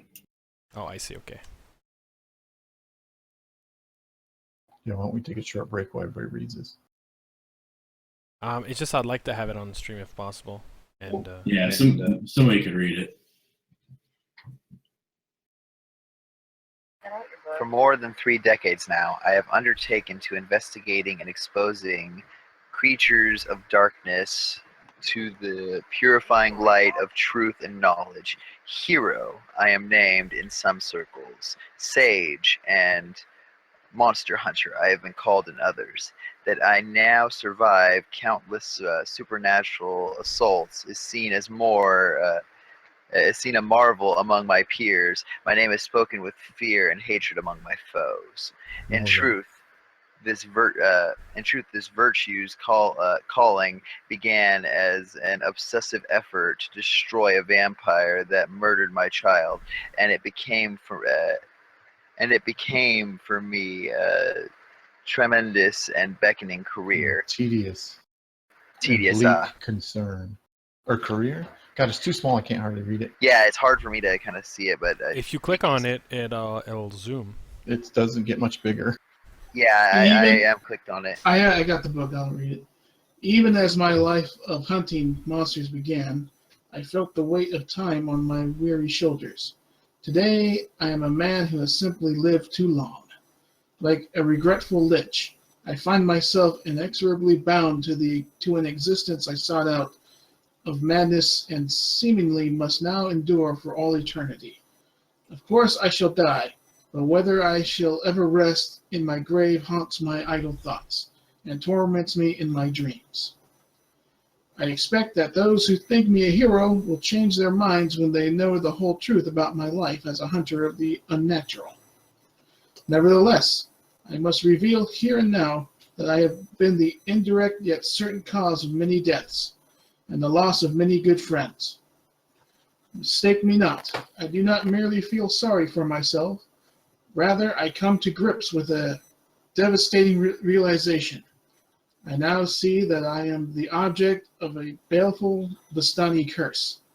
More tragically, the nature of this hex is such that I have not borne the brunt of it. Instead, far worse, those who surround me have fallen victim to it. I have related the tragic story of how my only child, Erasmus, was taken by Vistanti and sold to a vampire. I explained how Erasmus was made a minion of the Night Stalker, and how it was my miserable part to free him from that fate at the point of a stake. What I have neglected to illuminate before is how I tricked Erasmus' kidnappers across the land, or how I extracted Erasmus' whereabouts from them. In fact, the Vistanti took Erasmus with my own unwitting permission. They had brought an extremely ill member of their tribe to me one evening and insisted that I treat him, but I was unable to save the young man's life. In fear of their retribution, I begged the Visanti to take anything of mine, if only they would withhold their terrifying powers, of which I knew nothing. To my lasting astonishment, they chose to surreptitiously take my son in exchange for their loss. By the time I realized what had occurred, they were already an hour gone. Incised beyond reason, I stripped the body of the dead young man to my horse and doggedly followed the Visanti caravan through the woods. Naively allowing the sun to set before me without seeking shelter from the night, shortly after darkness fell, I was beset by undead that would have slain me, had not their master, a lich, intervened and spared my life. For reasons that I do not completely understand, he somehow detected me and with his powerful magic took control of a pack of zombies that wandered in the forest. He spoke to me through the mouths of the dead things and placed a magic ward against undead on me, then animated the dead Visanti and bade it tell me where I could find its people. Unfortunately, I say in hindsight, the plan worked. I found the child stealers, and my unwelcome entourage included a growing horde of voracious undead that could not touch me, thanks to the Lich's ward. When I found the caravan, I threatened to set the zombies on the Visanti unless they returned my dear boy. They replied that they had been sold to the vampire, Baron Metis. Something inside me snapped. I released the zombies, and the entire tribe was eaten alive. Yet the story has not ended. Before she died, the leader cursed me, saying, "Live you always among monsters, and see everyone you love die beneath their claws. Even now, so many years later, I can hear her words with painful clarity. A short time later, I found my dear Erasmus made into a vampire. He begged me to end his curse, which I did with a heavy heart. The darkness has torn him from my loving arms forever, and I foolishly believed that the curse had exacted its deadly toll. I wept until an insatiate desire for vengeance filled the bottomless rift in my heart. So did anybody else have an epiphany during the middle of that? Of the lone lich wandering the forest near a group of zombies? That guy we killed? It was by himself when we were fighting the vampires? No, I'm thinking it was a Zum. Let's hope it's not a zombie, because otherwise he's still around. But it could be that one creature. He was all Although by it himself in the woods, and he appeared to be a caster of some sort. Oh, he was a revenant. Yeah, As I it's say, he appeared more Frankensteinian, though, than Right, the right. Tales of Liches. Yeah. now this actually paints a very bad picture for the Vistani. I don't think we should trust them anymore. Well, I think the Vistani are at the root of a lot of things around here. Well, maybe we should be less trustful of them. But there's two in particular I can think to trust, and Beltic kind of looks over at Esmeralda at that point. They are almost too happy to do Strahd's bidding. Mm-hmm. Well, this one doesn't seem to be. And he seems to be abducting children. Am I getting that right? Well, I'm wondering if he's trying to replace his Erasmus. Or is he trying to bring him back? He's experimenting on them somehow. Either way, Esmeralda looks sullen in her, hearing or, looking at the journal. She says, yes, Von Richten's also a tortured soul, unfortunately. So Baron Metis? Is that who turned Strahd? Or is he one of Strahd's creatures? No, I think it was one of Strahd's, like, underlords. Much like your former party members. So Strahd's accounts are above Baron's. Right? Sure. I believe you. Either way, we must be very careful if we spend time around Von Richten again. Apparently, he's cursed to have those around him die. His loved ones, though, right? Does that include Esmeralda? Well, he also included his friends in his journal, saying that all his friends have been dying around him too. So I take a good long look at Esmeralda. You notice her foot is missing, and there's a peg leg, basically, on her left foot. Oh, we never met her before. Only Honor did, okay. Yeah. When Beltic notices that, he'll say, "Did Strahd take your leg?" You've obviously paid a heavy price in this war with Strahd. Yeah. That was in one of my missions with Von Richten. Seems like you got out luckier than most. If you call that luck. I want to help Irina. I want to free her. I'm unsure as the optimal way to approach that. I think I'd like to get the book to have more information. I usually like to have an advantage with the knowledge whenever I jump into something.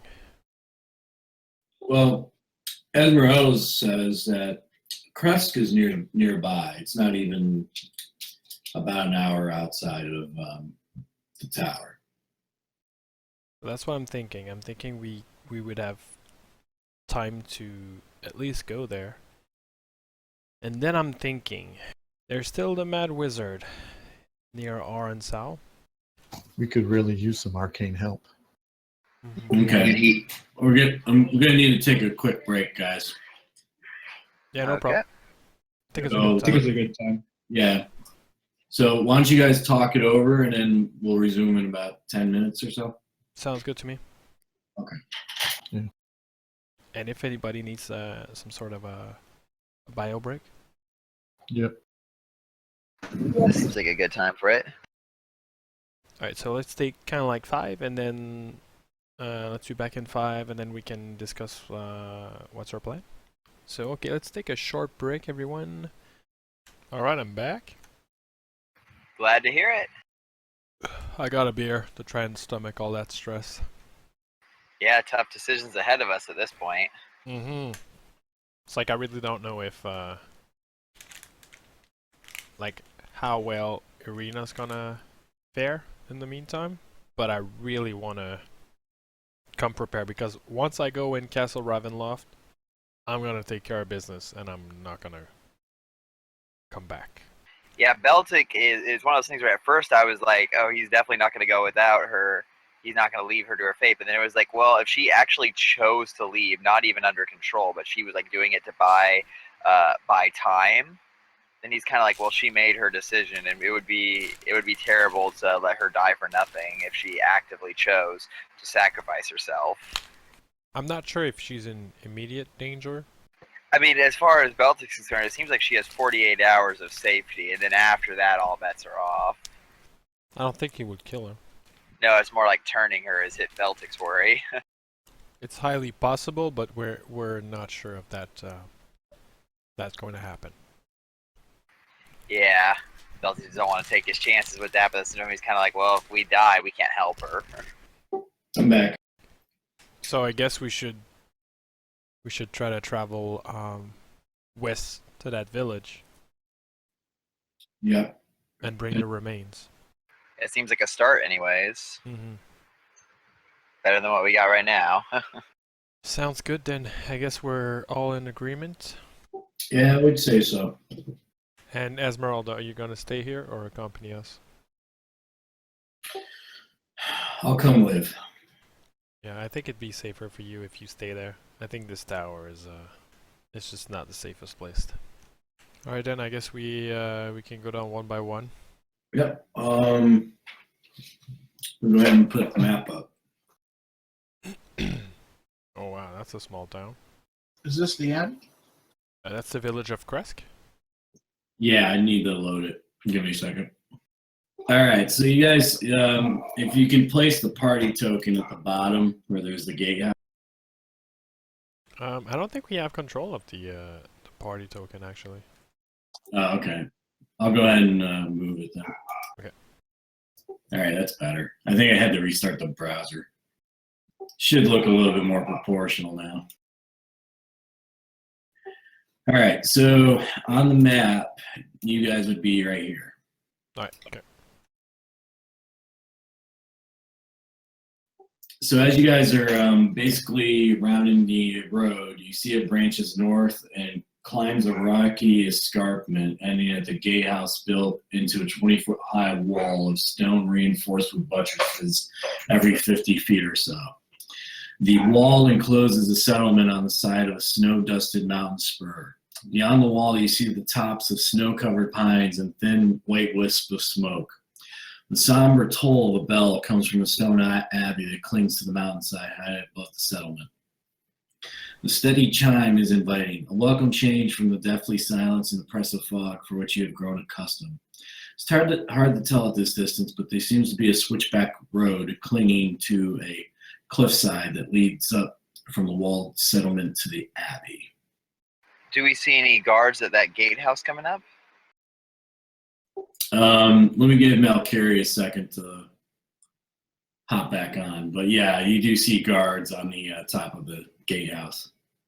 The air grows colder as you approach the walled settlement. Two squared towers with peaked roofs flank a stone archway into what is set a pair of 12-foot tall iron-bound wooden doors. Carved into the arch above the doors is the name Kresk. The walls that extend from the great gatehouse are 20 feet high. Atop the parapet You see 4 figures wearing fur hats and clutching spears. They are watching you very nervously. Hello. Beltic definitely wants to stay kind of hidden in the back, considering his reputation extends so far that even new people he meets seems to know who he are. State your business. We're traveling with a wounded woman, and we'd like to have it treated at the abbey. You're not the first one.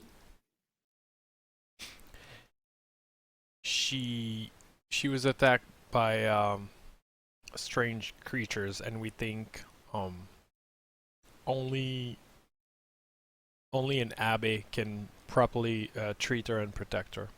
He stares at you and he says, funny enough, I will fetch the burgomaster. Excellent, thank you. A few moments later, you see a man approach the gates. Looks to be a stocky man, and with him appears to be Irina. I'm confused. Beltic at that point will come out of hiding and be like, Arena?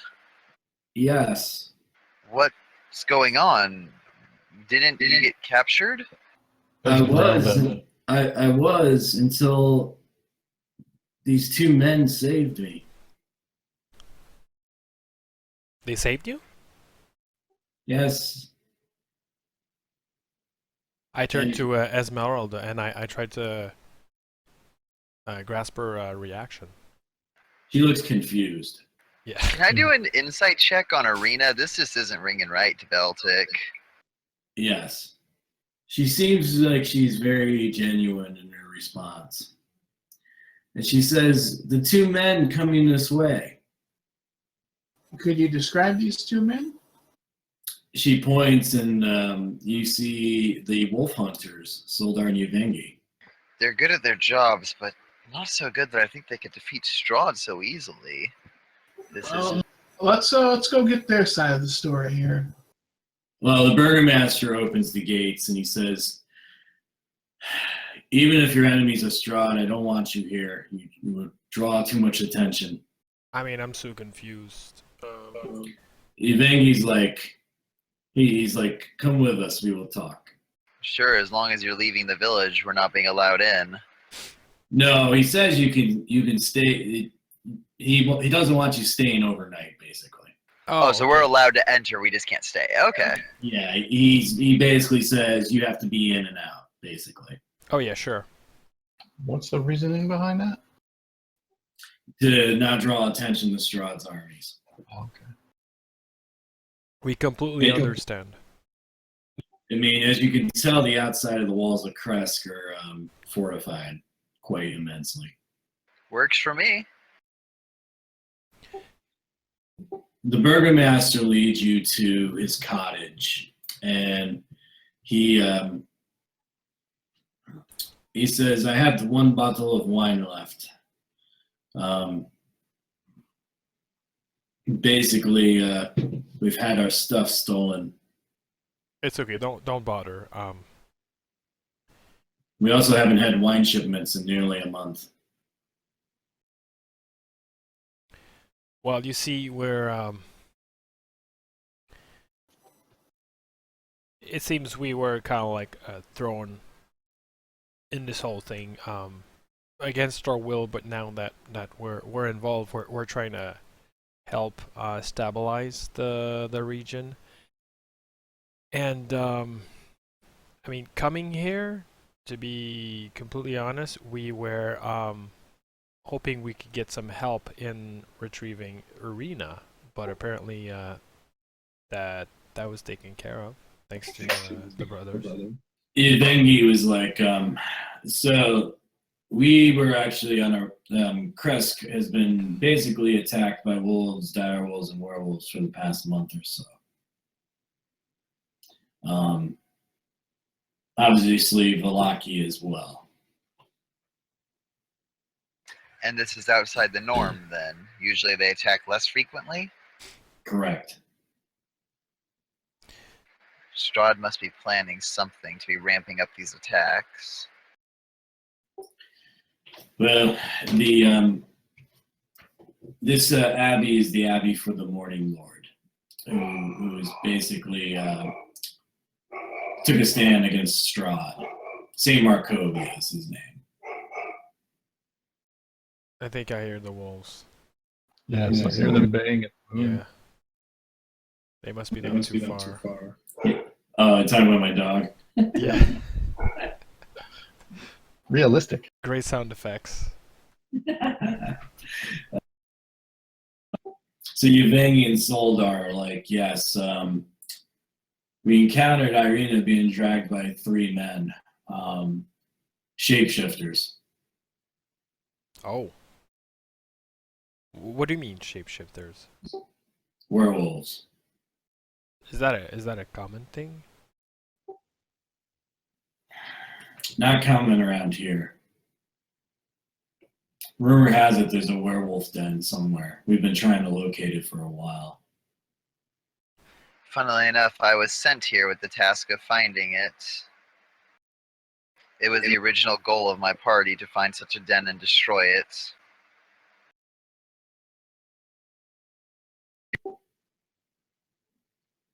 Interesting. Your friend Honor may have been bitten by one. Well, he's under some sort of influence. I guess that would make sense if he were to be turned into one of those vile creatures. So Strahd actually sent werewolves to retrieve Irina from the tower. Yes. I guess that would explain why we found him out there then. He was trying to figure out what happened, why his bride hadn't been brought to him.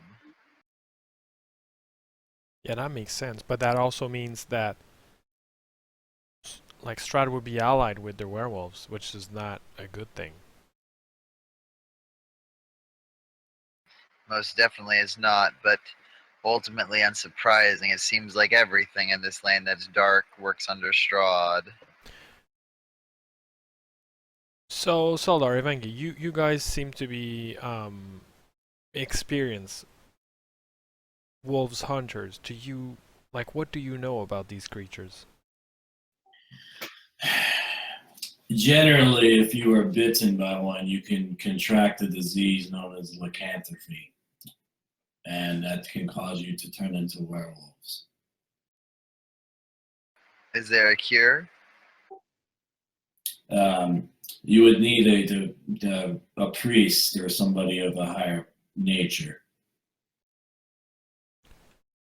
Speaking of priest, we heard there is one in this village. Yes, in the abbey. Now, and then I'm addressing the burgomaster. Do you think it would be possible to speak to him? I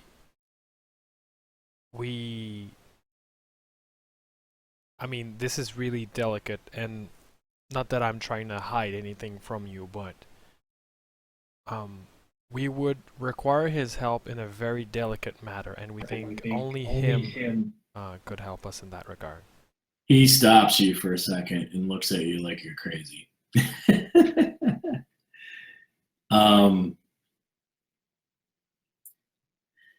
Some of the clergy has fell prey to Strahd. Some have gone mad. Some have turned to cannibalism or starved themselves to death.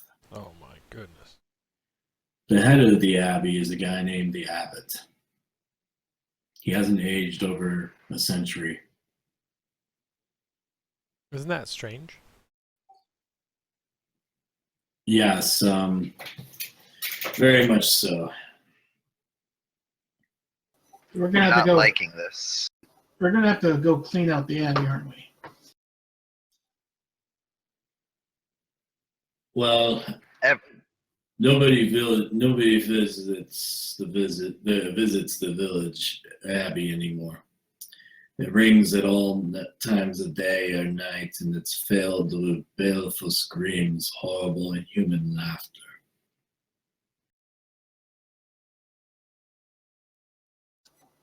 That sounds like where one of our things are at, isn't it?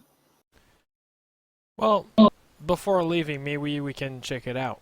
Um,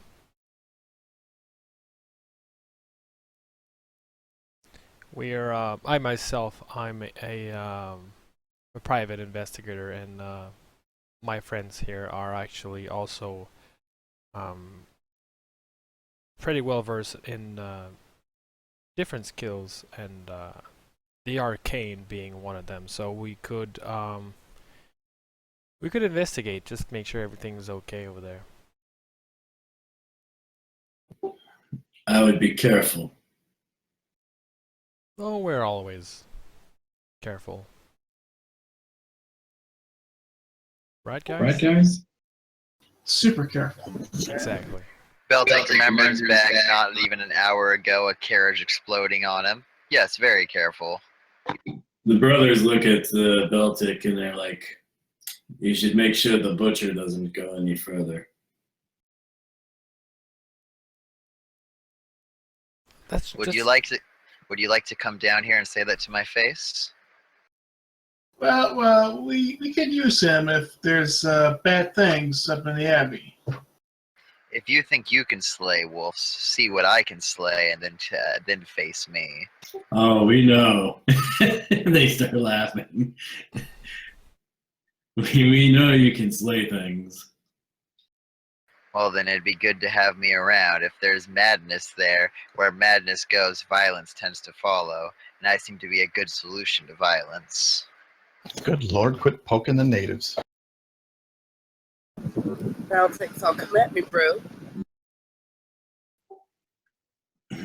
After all, I remember under your charge I lost a good friend.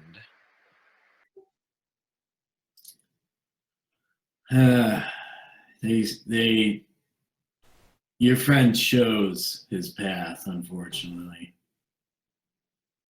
I thought experienced wolf hunters would be able to navigate the woods and prevent him from falling to such things, but apparently there were no experienced wolf hunters there that day. Do you remember what he says all the time, Baltic? That he is Honor Pendragon? Yes, and announces it very loudly.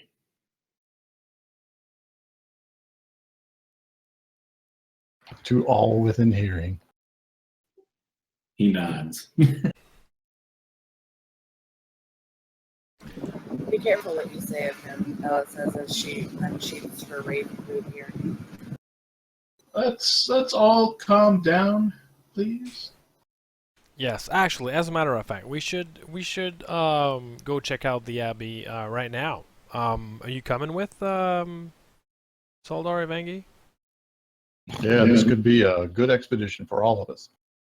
I'm sure they'll have an excuse why they can't, just like they have an excuse why they lost our friend. Hush. We have a flavor to give to your friend. A what? He hands you a thing of salt.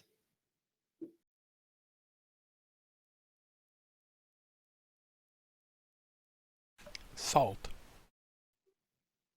Yes, because your friend is salty. Oh, I get it. Burn. Yeah. I tap on Baltic's shoulder.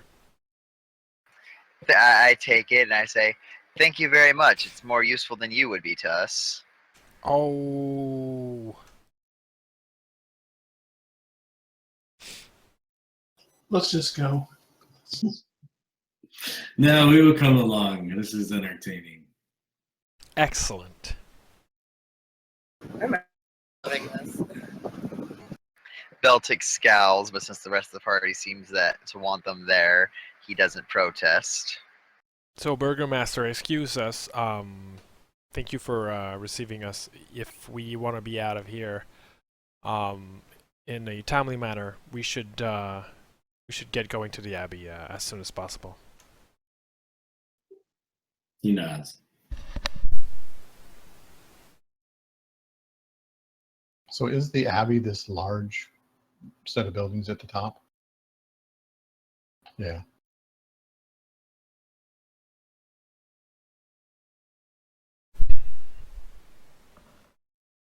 Let's do it. Yeah, let's do it. I like the mystery. I'm all about mystery. And he said that the bells are going at like all hours of the day. Are the bells currently going off? No, they're really quiet right now. Okay. He the burgomaster looks to you guys. He says, "Go visit the pool of Saint Markovia." There's a pool. Yes, the gazebo. Is it near the abbey? It's at the top of the village. Oh, very nice. What's over there? It's the pool of the Morning Lord.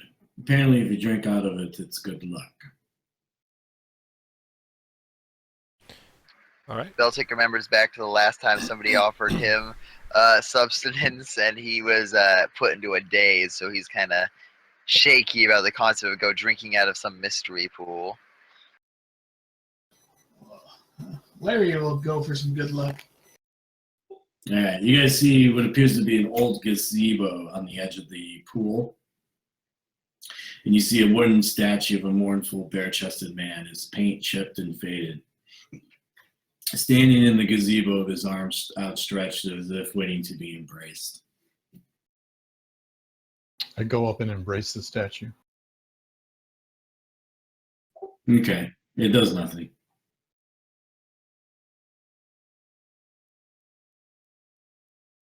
And then I'll go take a sip from the water. Tastes very sweet and fresh. And you feel like you are restored your energy. I Well- tell everyone this water is quite refreshing. I'm going to fill all my water skins with it. Do you feel lucky? Well, do you, punk? I always do. Larry dips his cup in there and takes a drink. It tastes sweet and fresh, and you feel like your lesser restoration is working. Beltic will cautiously, seeing that everyone else is doing it and enjoying it, kind of put a pinky in it and lick it, and then if it doesn't taste terrible, he'll go ahead and fill up a water skin with it. To you, it actually tastes bitter. Does it burn? Doesn't burn. I spit it out, and I definitely don't fill up a water skin with it then. I'm like, ugh, all you surface people, you all seem to like it so much, but I guess it's very different from the water I'm used to. Apparently, the corrupted are denied the water's benefits. That would make sense then. Wait a minute. Maybe you're cursed. I've Yes, been I'm cursed starting before. to worry about you. I've been cursed before I've come to this land. As you can see, my kind aren't known for looking so withered and having these abilities that I have. They've come to me at quite a price. What If price would that be? If corruption stops these waters, then I can most definitely assure you that these waters will never work for me. I drink the water. Yeah, I'm gonna suspiciously try it out too, and possibly fill up a water canteen. Tastes good. All right, I'll fill up my my water skin. Same. Same. I look at Beltic suspiciously. Beltic's kind of on a different part of the pool, tosses a rock in it. Looks angry and scowlful as usual. Can I examine this statue? Sure. There's no like inscription or anything on it, is there? No, not really. Looks like a statue. And it's representing St. Markovia. Yeah. As you guys are walking back through the village towards the path to the abbey, you notice that the village seems to be like a commune. It's very self-sufficient, lots of farms. People make their own things. Oh, before we actually leave the pool, can Arena drink from it? I He mean, does. she was Yeah. bit by the vampire in the beginning of this whole thing, so maybe it'd have a good idea to have her drink from it. Yeah, she drinks it. Doesn't feel that corruption taste. Does her bite wounds, do they change in any way? No. Maybe Well, if we push her in. as I say, it was worth a shot at least. I was hoping it would be like, oh look, her wounds are healed. You do feel she has a little bit of color come back to her. Like it does work, but not to the extent you think. Right. I'll Just take start it. drowning right now. I fill all my water skins with that water. All right. So as you guys are walking back through the village, you see it's very very self-sufficient. There's lots of people, that farm and have livestock, and it's very similar to Orensau on the other side of the realm. Lots of trees. Are these orchards? Some of them are orchards. Others are timber and very Yeah. I like this place. Yeah, this is nice. Too bad They they seem- hate us as soon as we walk through the door. Yeah, they seem to be prepared for a siege from Strahd himself, perhaps. They're not necessarily scared of you guys, but they're cautious. Put it that way. They've been on edge for a long time. So maybe we can gain their trust. Let's see about that. Perhaps by dealing with this problem with the Abbey, then we will have gained their trust. That is my thought exactly. Okay. So you guys wind up the road, and it looks to be 400 feet or so, doubling back and forth. Lots of loose gravel, chunks of broken rock, and it's very slow ascent. And as you get further up in the air, it gets colder, obviously. Could you take wagons up this cart? Does not look like you can. Okay. Then before we start going up, I'm going to go ahead and get the stuff off Orbital second, put in my bag of holding, and tie him at the bottom of this area, leaving him with a little bit of food and water. Okay. Let me switch up the map here real quick. Or is there a stables or something? I want to throw a coin in the pool. I didn't think about that. Let's make a wish. I wish Strahd wasn't such an asshole. Flip. Yeah, good Back luck in- with that one. Back in his castle, Strahd, he's like, wait a minute. Wait a minute. I've made a terrible mistake my whole life. I valued the wrong things. I'm gonna go back and give gifts to all the people of my land. And he flies over in like a sleigh, and he has like these horses on fire that are carrying him, and he has a large bag full of presents made by a strange toy maker in Valaki.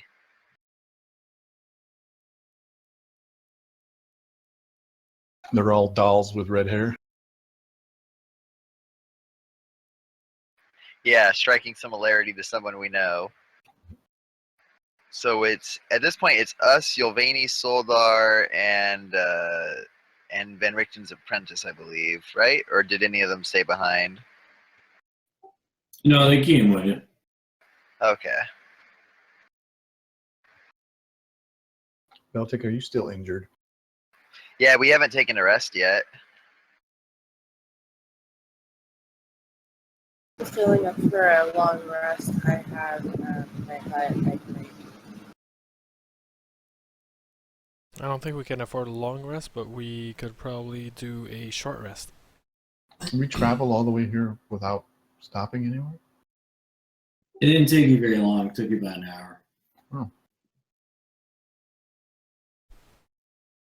Alright, so before we go in there, let's take a like a snack break, and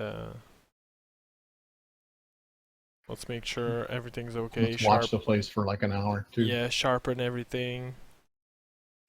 You probably could have done that when you were talking to. Yeah. Okay, cool.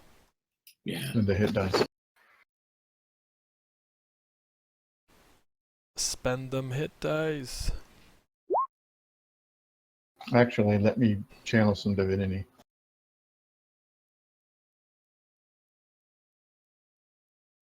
I mean, at this point, I only need 7 more hit points. So if your channel divinity will get me there, then Yeah, that's I can perfect. give you 15. Okay, perfect. Then yeah, that'll get me there. It Don't like forget, it we gets also have hit dice. right. It gets you to half, and then you can use your hit dice for the rest. Actually, I wouldn't be able to use any of it if it would get me to half, because I was already at 33 out of 51. Oh, I'm injured, but I'm not that bad off. That's why Yeah. Belzik hasn't been complaining. But I can just use another hit die, and that'll probably get me to full right there, and I'm still at more than half my hit die at that point. Is it half of your current loss, or is it just half of your total? Don't forget Song of Rest, and it's now a D8 instead of D6. Well, that'll give it to him right there, right? Possibly. Or not. I'm exactly at full now. So thank you. I completely forgot about Song of Rest. That gets me exactly to full. oh, nice. Yeah, Irina comes with you guys too.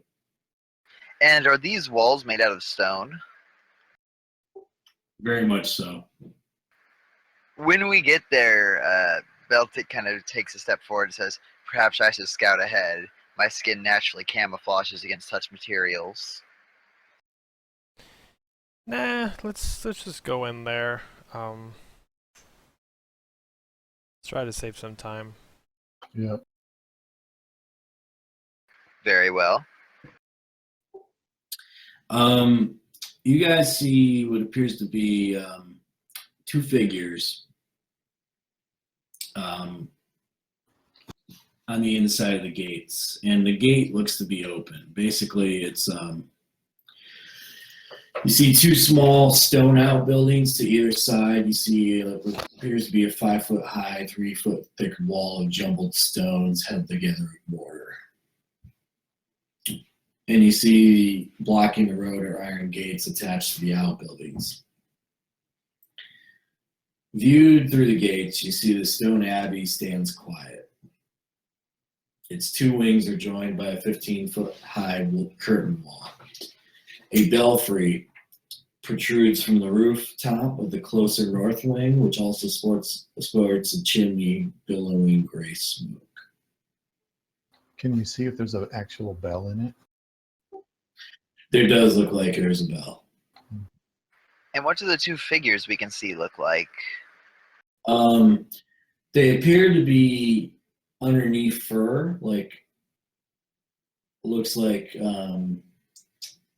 animal skins. And they look up, and one looks to be humanoid, but has a patch of donkey flesh covering his face and body. He appears to have 1 human ear and 1 wolf ear, and then a snout and fangs protruding. Does he look hostile or just ugly? Looks very ugly. Okay, being ugly isn't enough to attack someone, so I wave. Does it look like a costume or something? You guys think it's the real thing, but yes, it does look like somebody dresses up. So some kind of golem? Not necessarily golem. They're humanoid. They're living. And, you see what appears to be another creature with lizard scales to represent skin with Their experiments. Holy shit. gray wolf fur, and then you see pale human skin. One of her eyes looks to be feline. Her fingers and hands look like cat paws with opposable thumbs. And she says, What? State your business. We've come to visit the abbot. Oh, have you?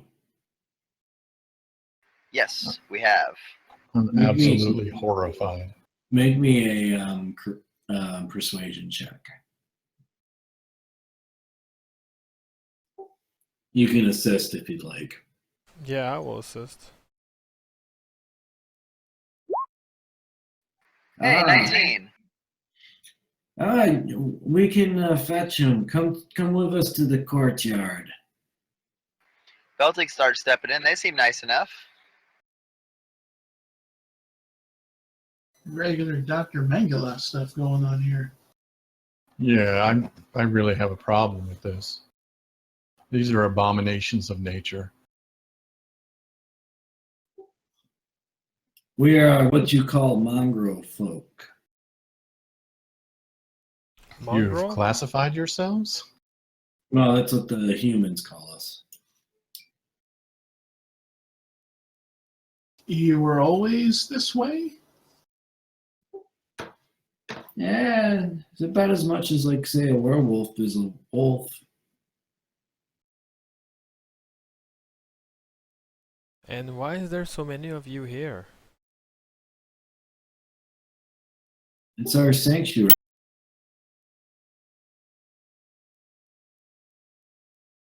Okay. Who did this foul thing to you?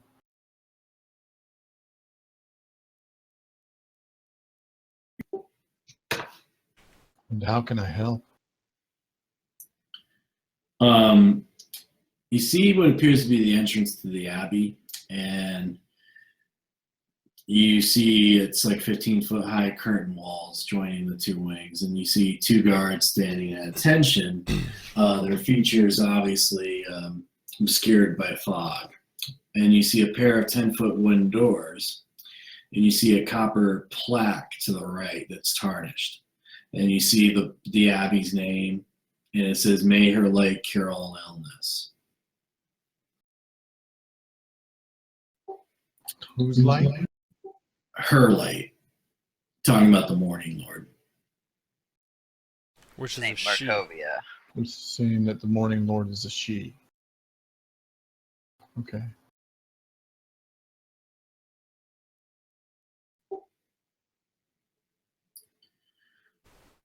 I don't know if their Morning Lord is our Morning Lord, so sure. And the thick fog enters the courtyard as if eager, I'm sorry, exits the courtyard as if eager to escape. And you notice that these guards are scarecrows. Huh, very clever. Did you two build these? Ah, yes. I like it. Huh, the mist naturally obscures them into looking like actual guards. Very clever. And you hear what appears to be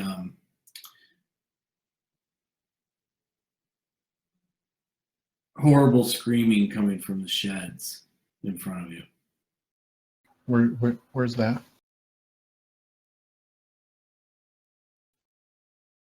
I rush over there. Oh!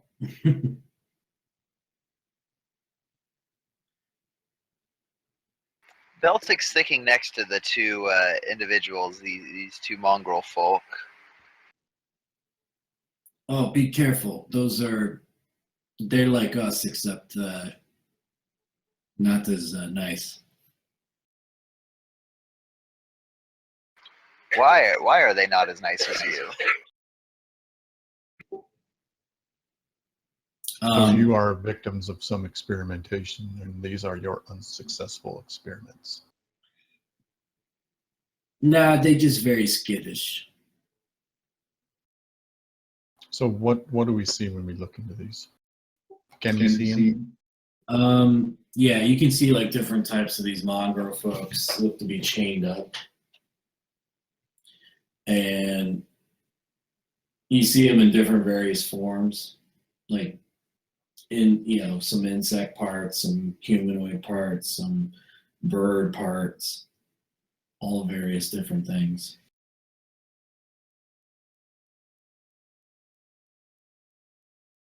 This cannot stand. Who is doing this?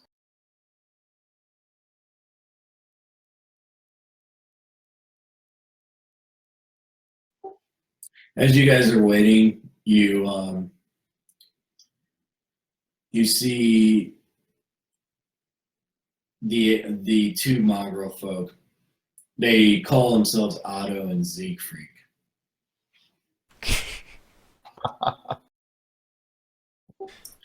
And you see this man, handsome young man in a brown monk's robe, gently taking this woman by her hand.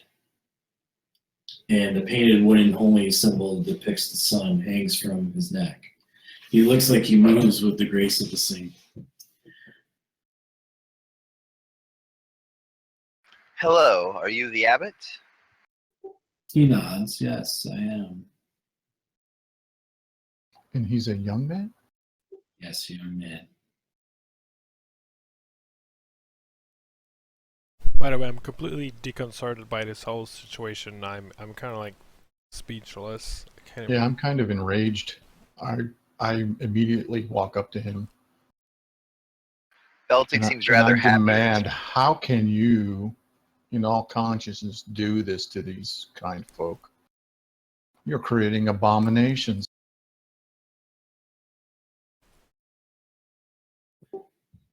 Easy, easy, my friend. You're no friend. Anyone who would do something so heinous as this is no friend of anyone. My decisions are based on the Morning Lord's guidance. The Morning Lord would never allow some... I can't even begin to comprehend the thought patterns going through your head to think that that the Morning Lord would support you in this kind of endeavor. How do you know? How does the Morning Lord tell you what to do? I do my daily prayers every morning. And do the people who are changed, were they alive before you changed them? Were they willing?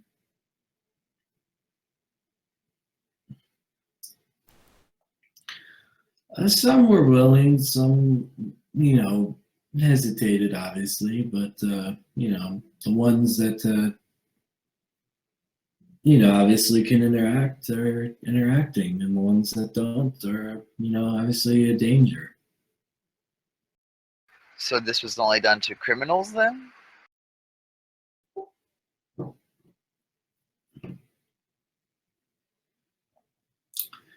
Yes, he says, come inside. We can sit down and talk a little bit more. Well, help me understand first, who is your Morning Lord? What name does he or she go by?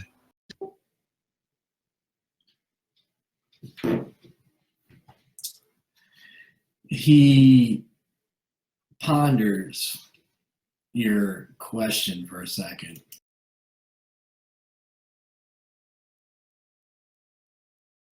I say the Morning Lord that I know would never condone actions such as this. So tell me of your Morning Lord.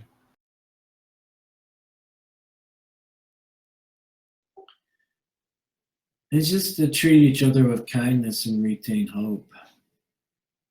And how is this treating anyone with kindness?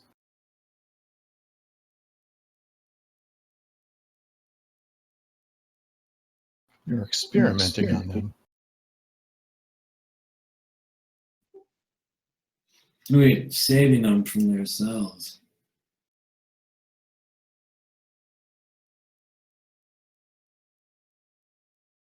And what crimes did they commit to receive this this experimentation? Were they minor or major? They weren't like convicted crimes, they just wanted change in their life. And this was your answer?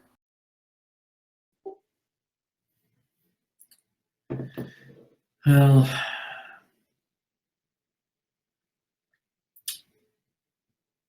They live among the confines of the Abbey. It's the only place they see as home. So before I go anywhere with this guy, I want to do something. Sure.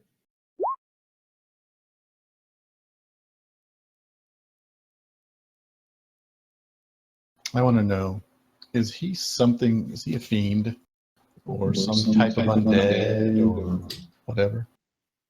Ah, great question. Because I can't imagine someone able to do this. It's not some kind of strange creature. He's either a lich or... He appears to be celestial. Huh?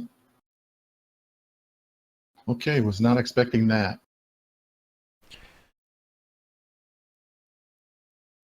Are there evil celestials?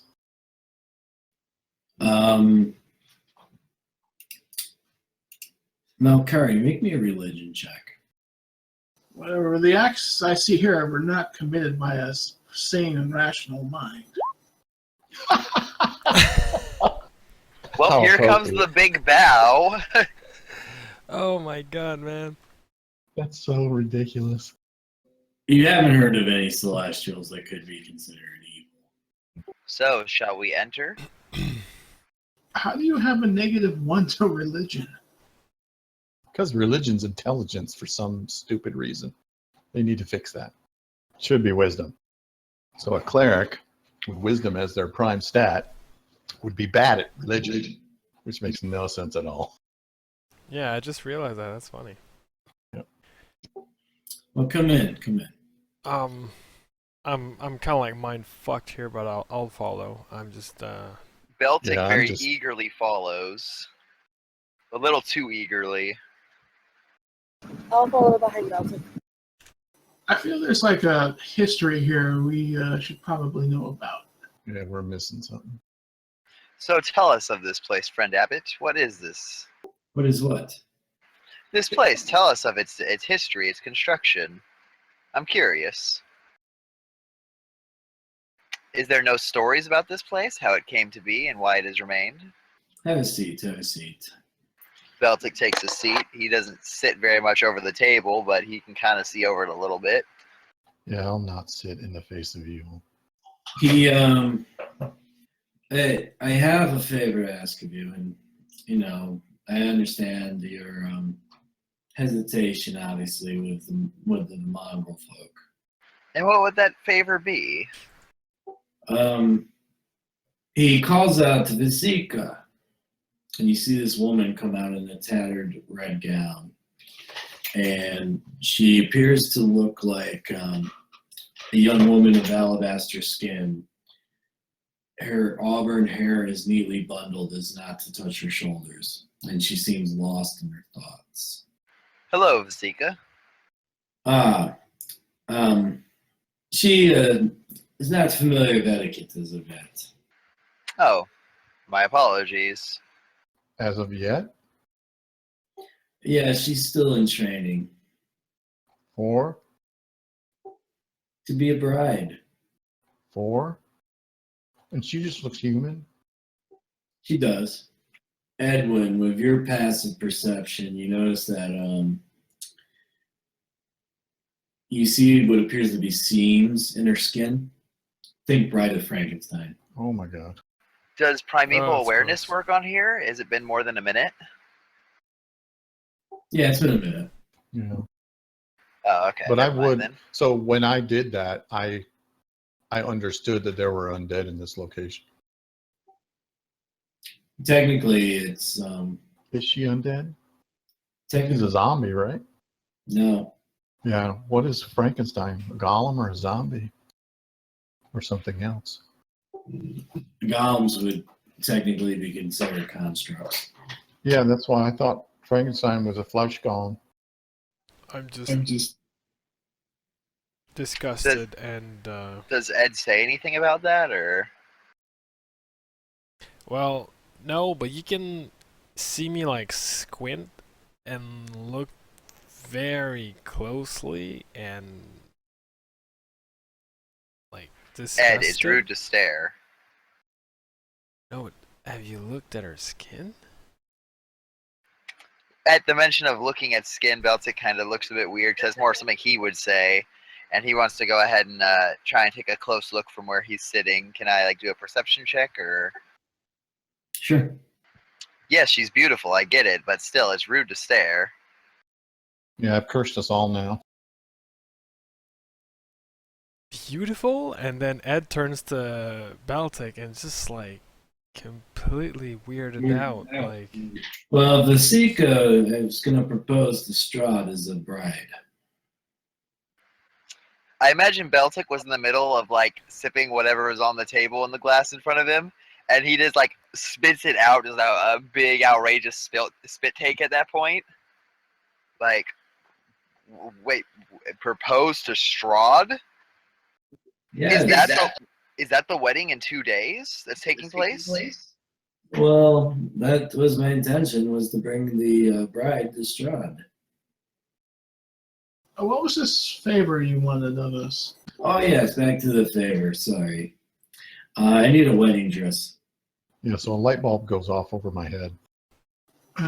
Any particular dress? A bridal gown. A bridal gown.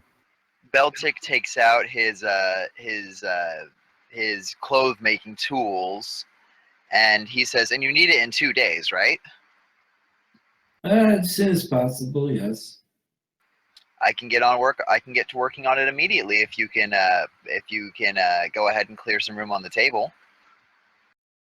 I've made many a wedding gown in my day. But you have to find the actual gown itself. Oh, it's a specific gown. Ah, one's already on order. I see. And Beltic starts to kind of sadly put his tools away. wait. Yeah. Let's back it up a little bit. Why would you facilitate Strahd's wedding? Aren't you a priest of the Morning Lord? How is the Morning Lord in favor of this? I'm not a religious person myself, but I mean, it still doesn't make any sense. So I've come around to in my thinking, and I'm now thinking along the lines of you took the remains of dead bodies and you've animated them as an appropriate, there's a word I'm looking for, replacement for Irina. This could solve our immediate problem.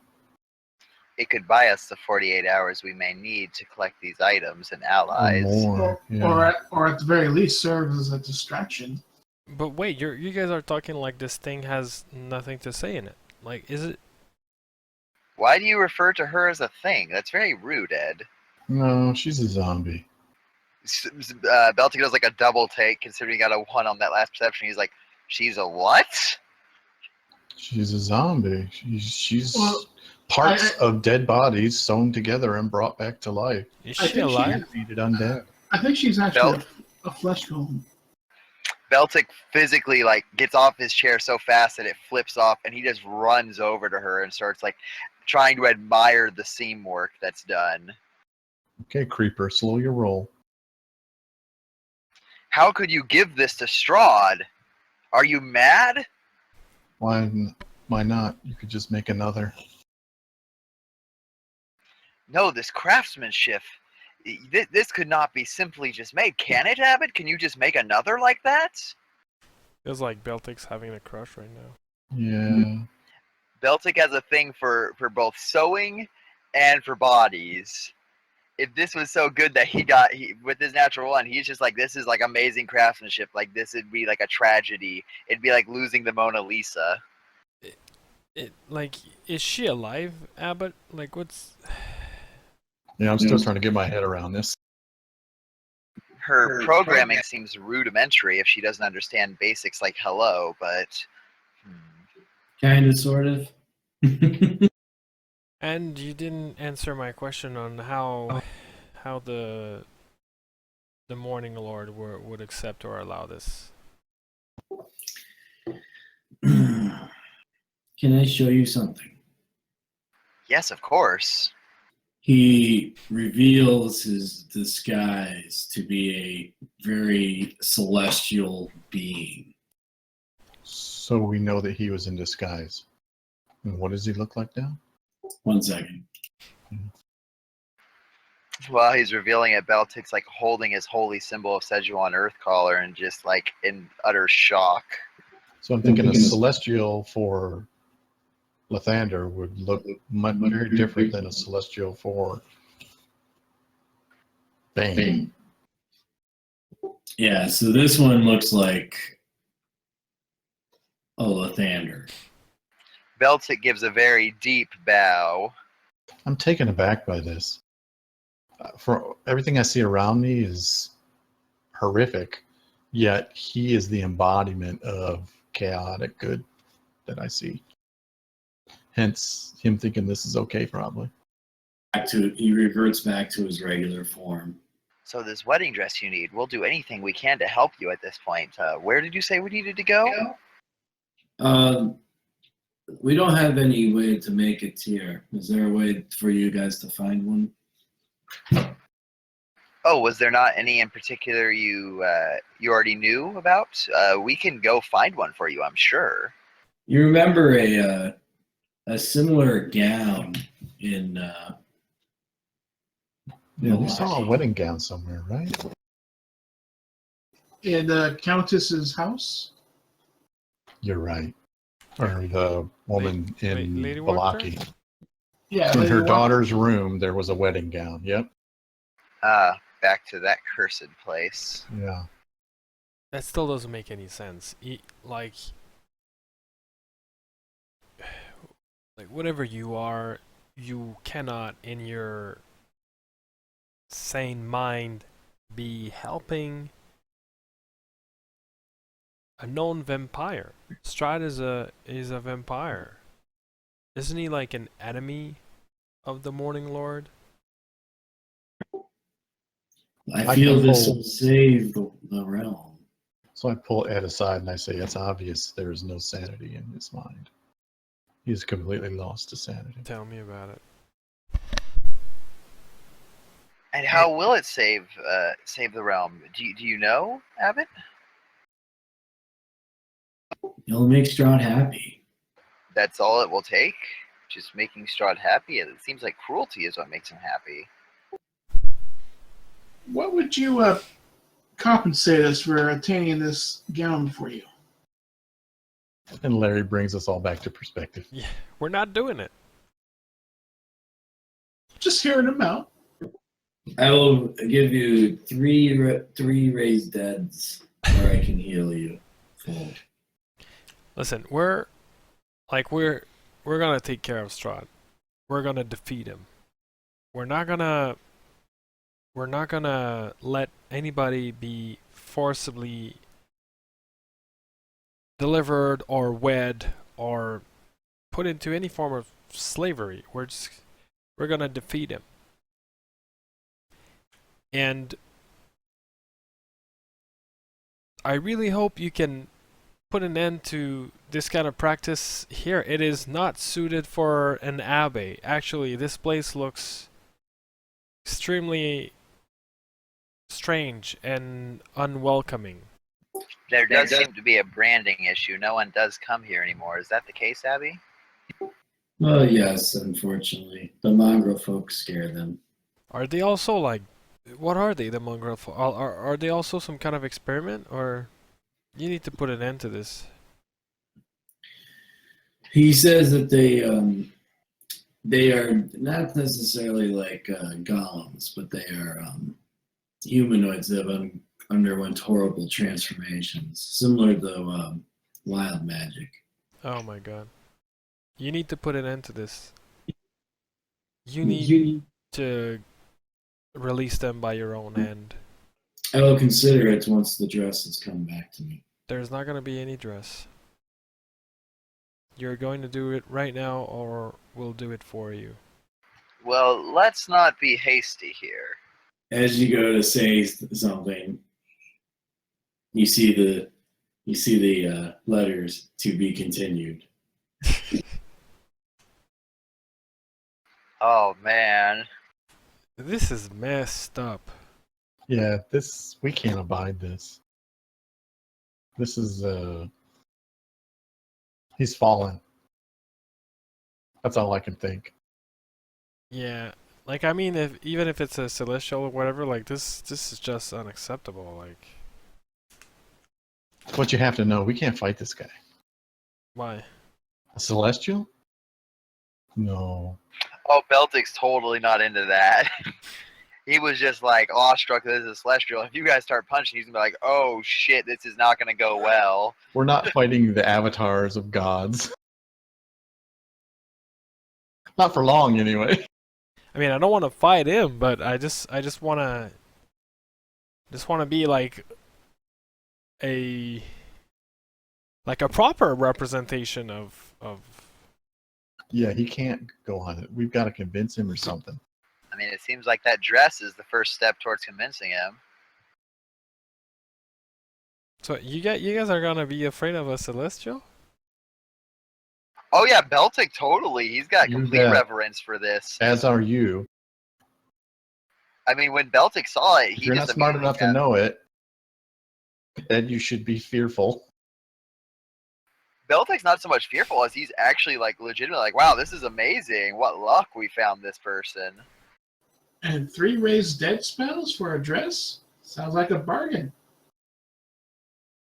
Well, I'm trying to.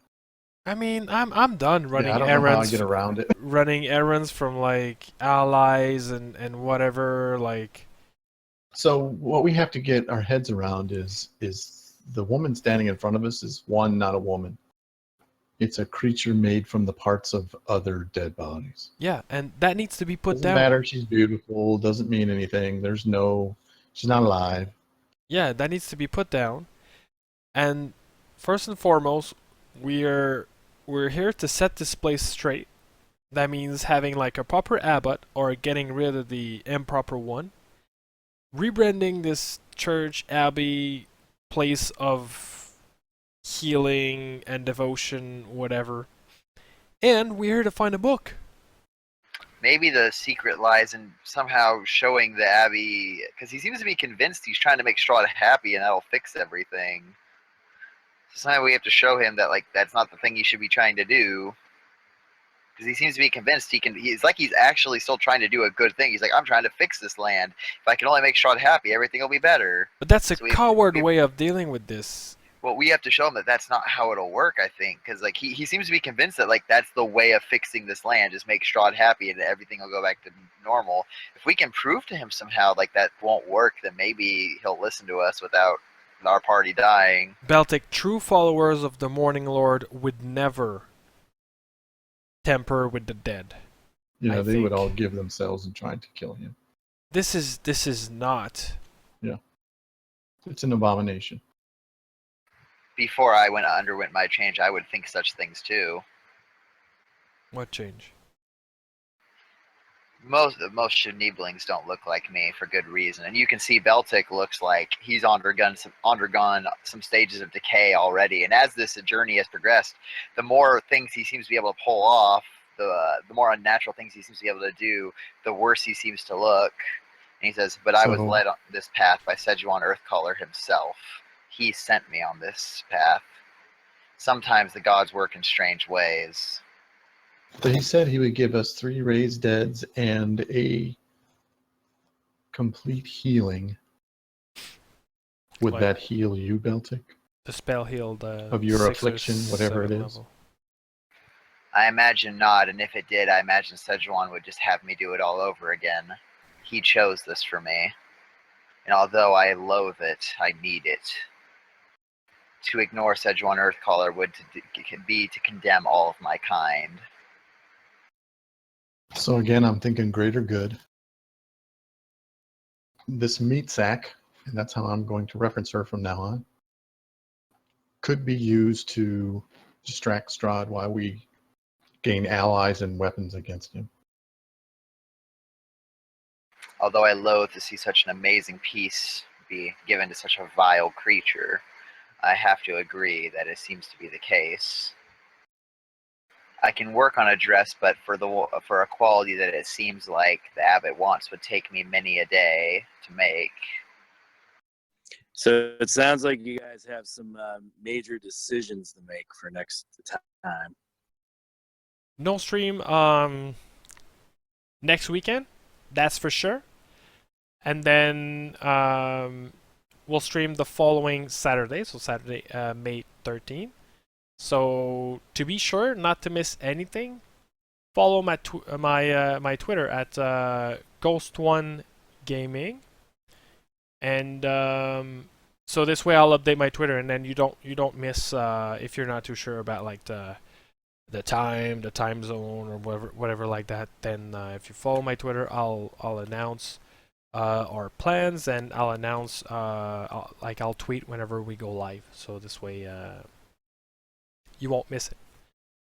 And until then, so that'll be a good roughly like 2 weeks. So hope you guys enjoy yourself, stay safe, stay healthy, because it's the change of the season. So dress accordingly, don't get sick, be careful of allergy season, take care of yourself, and I'll see you soon. Bye guys.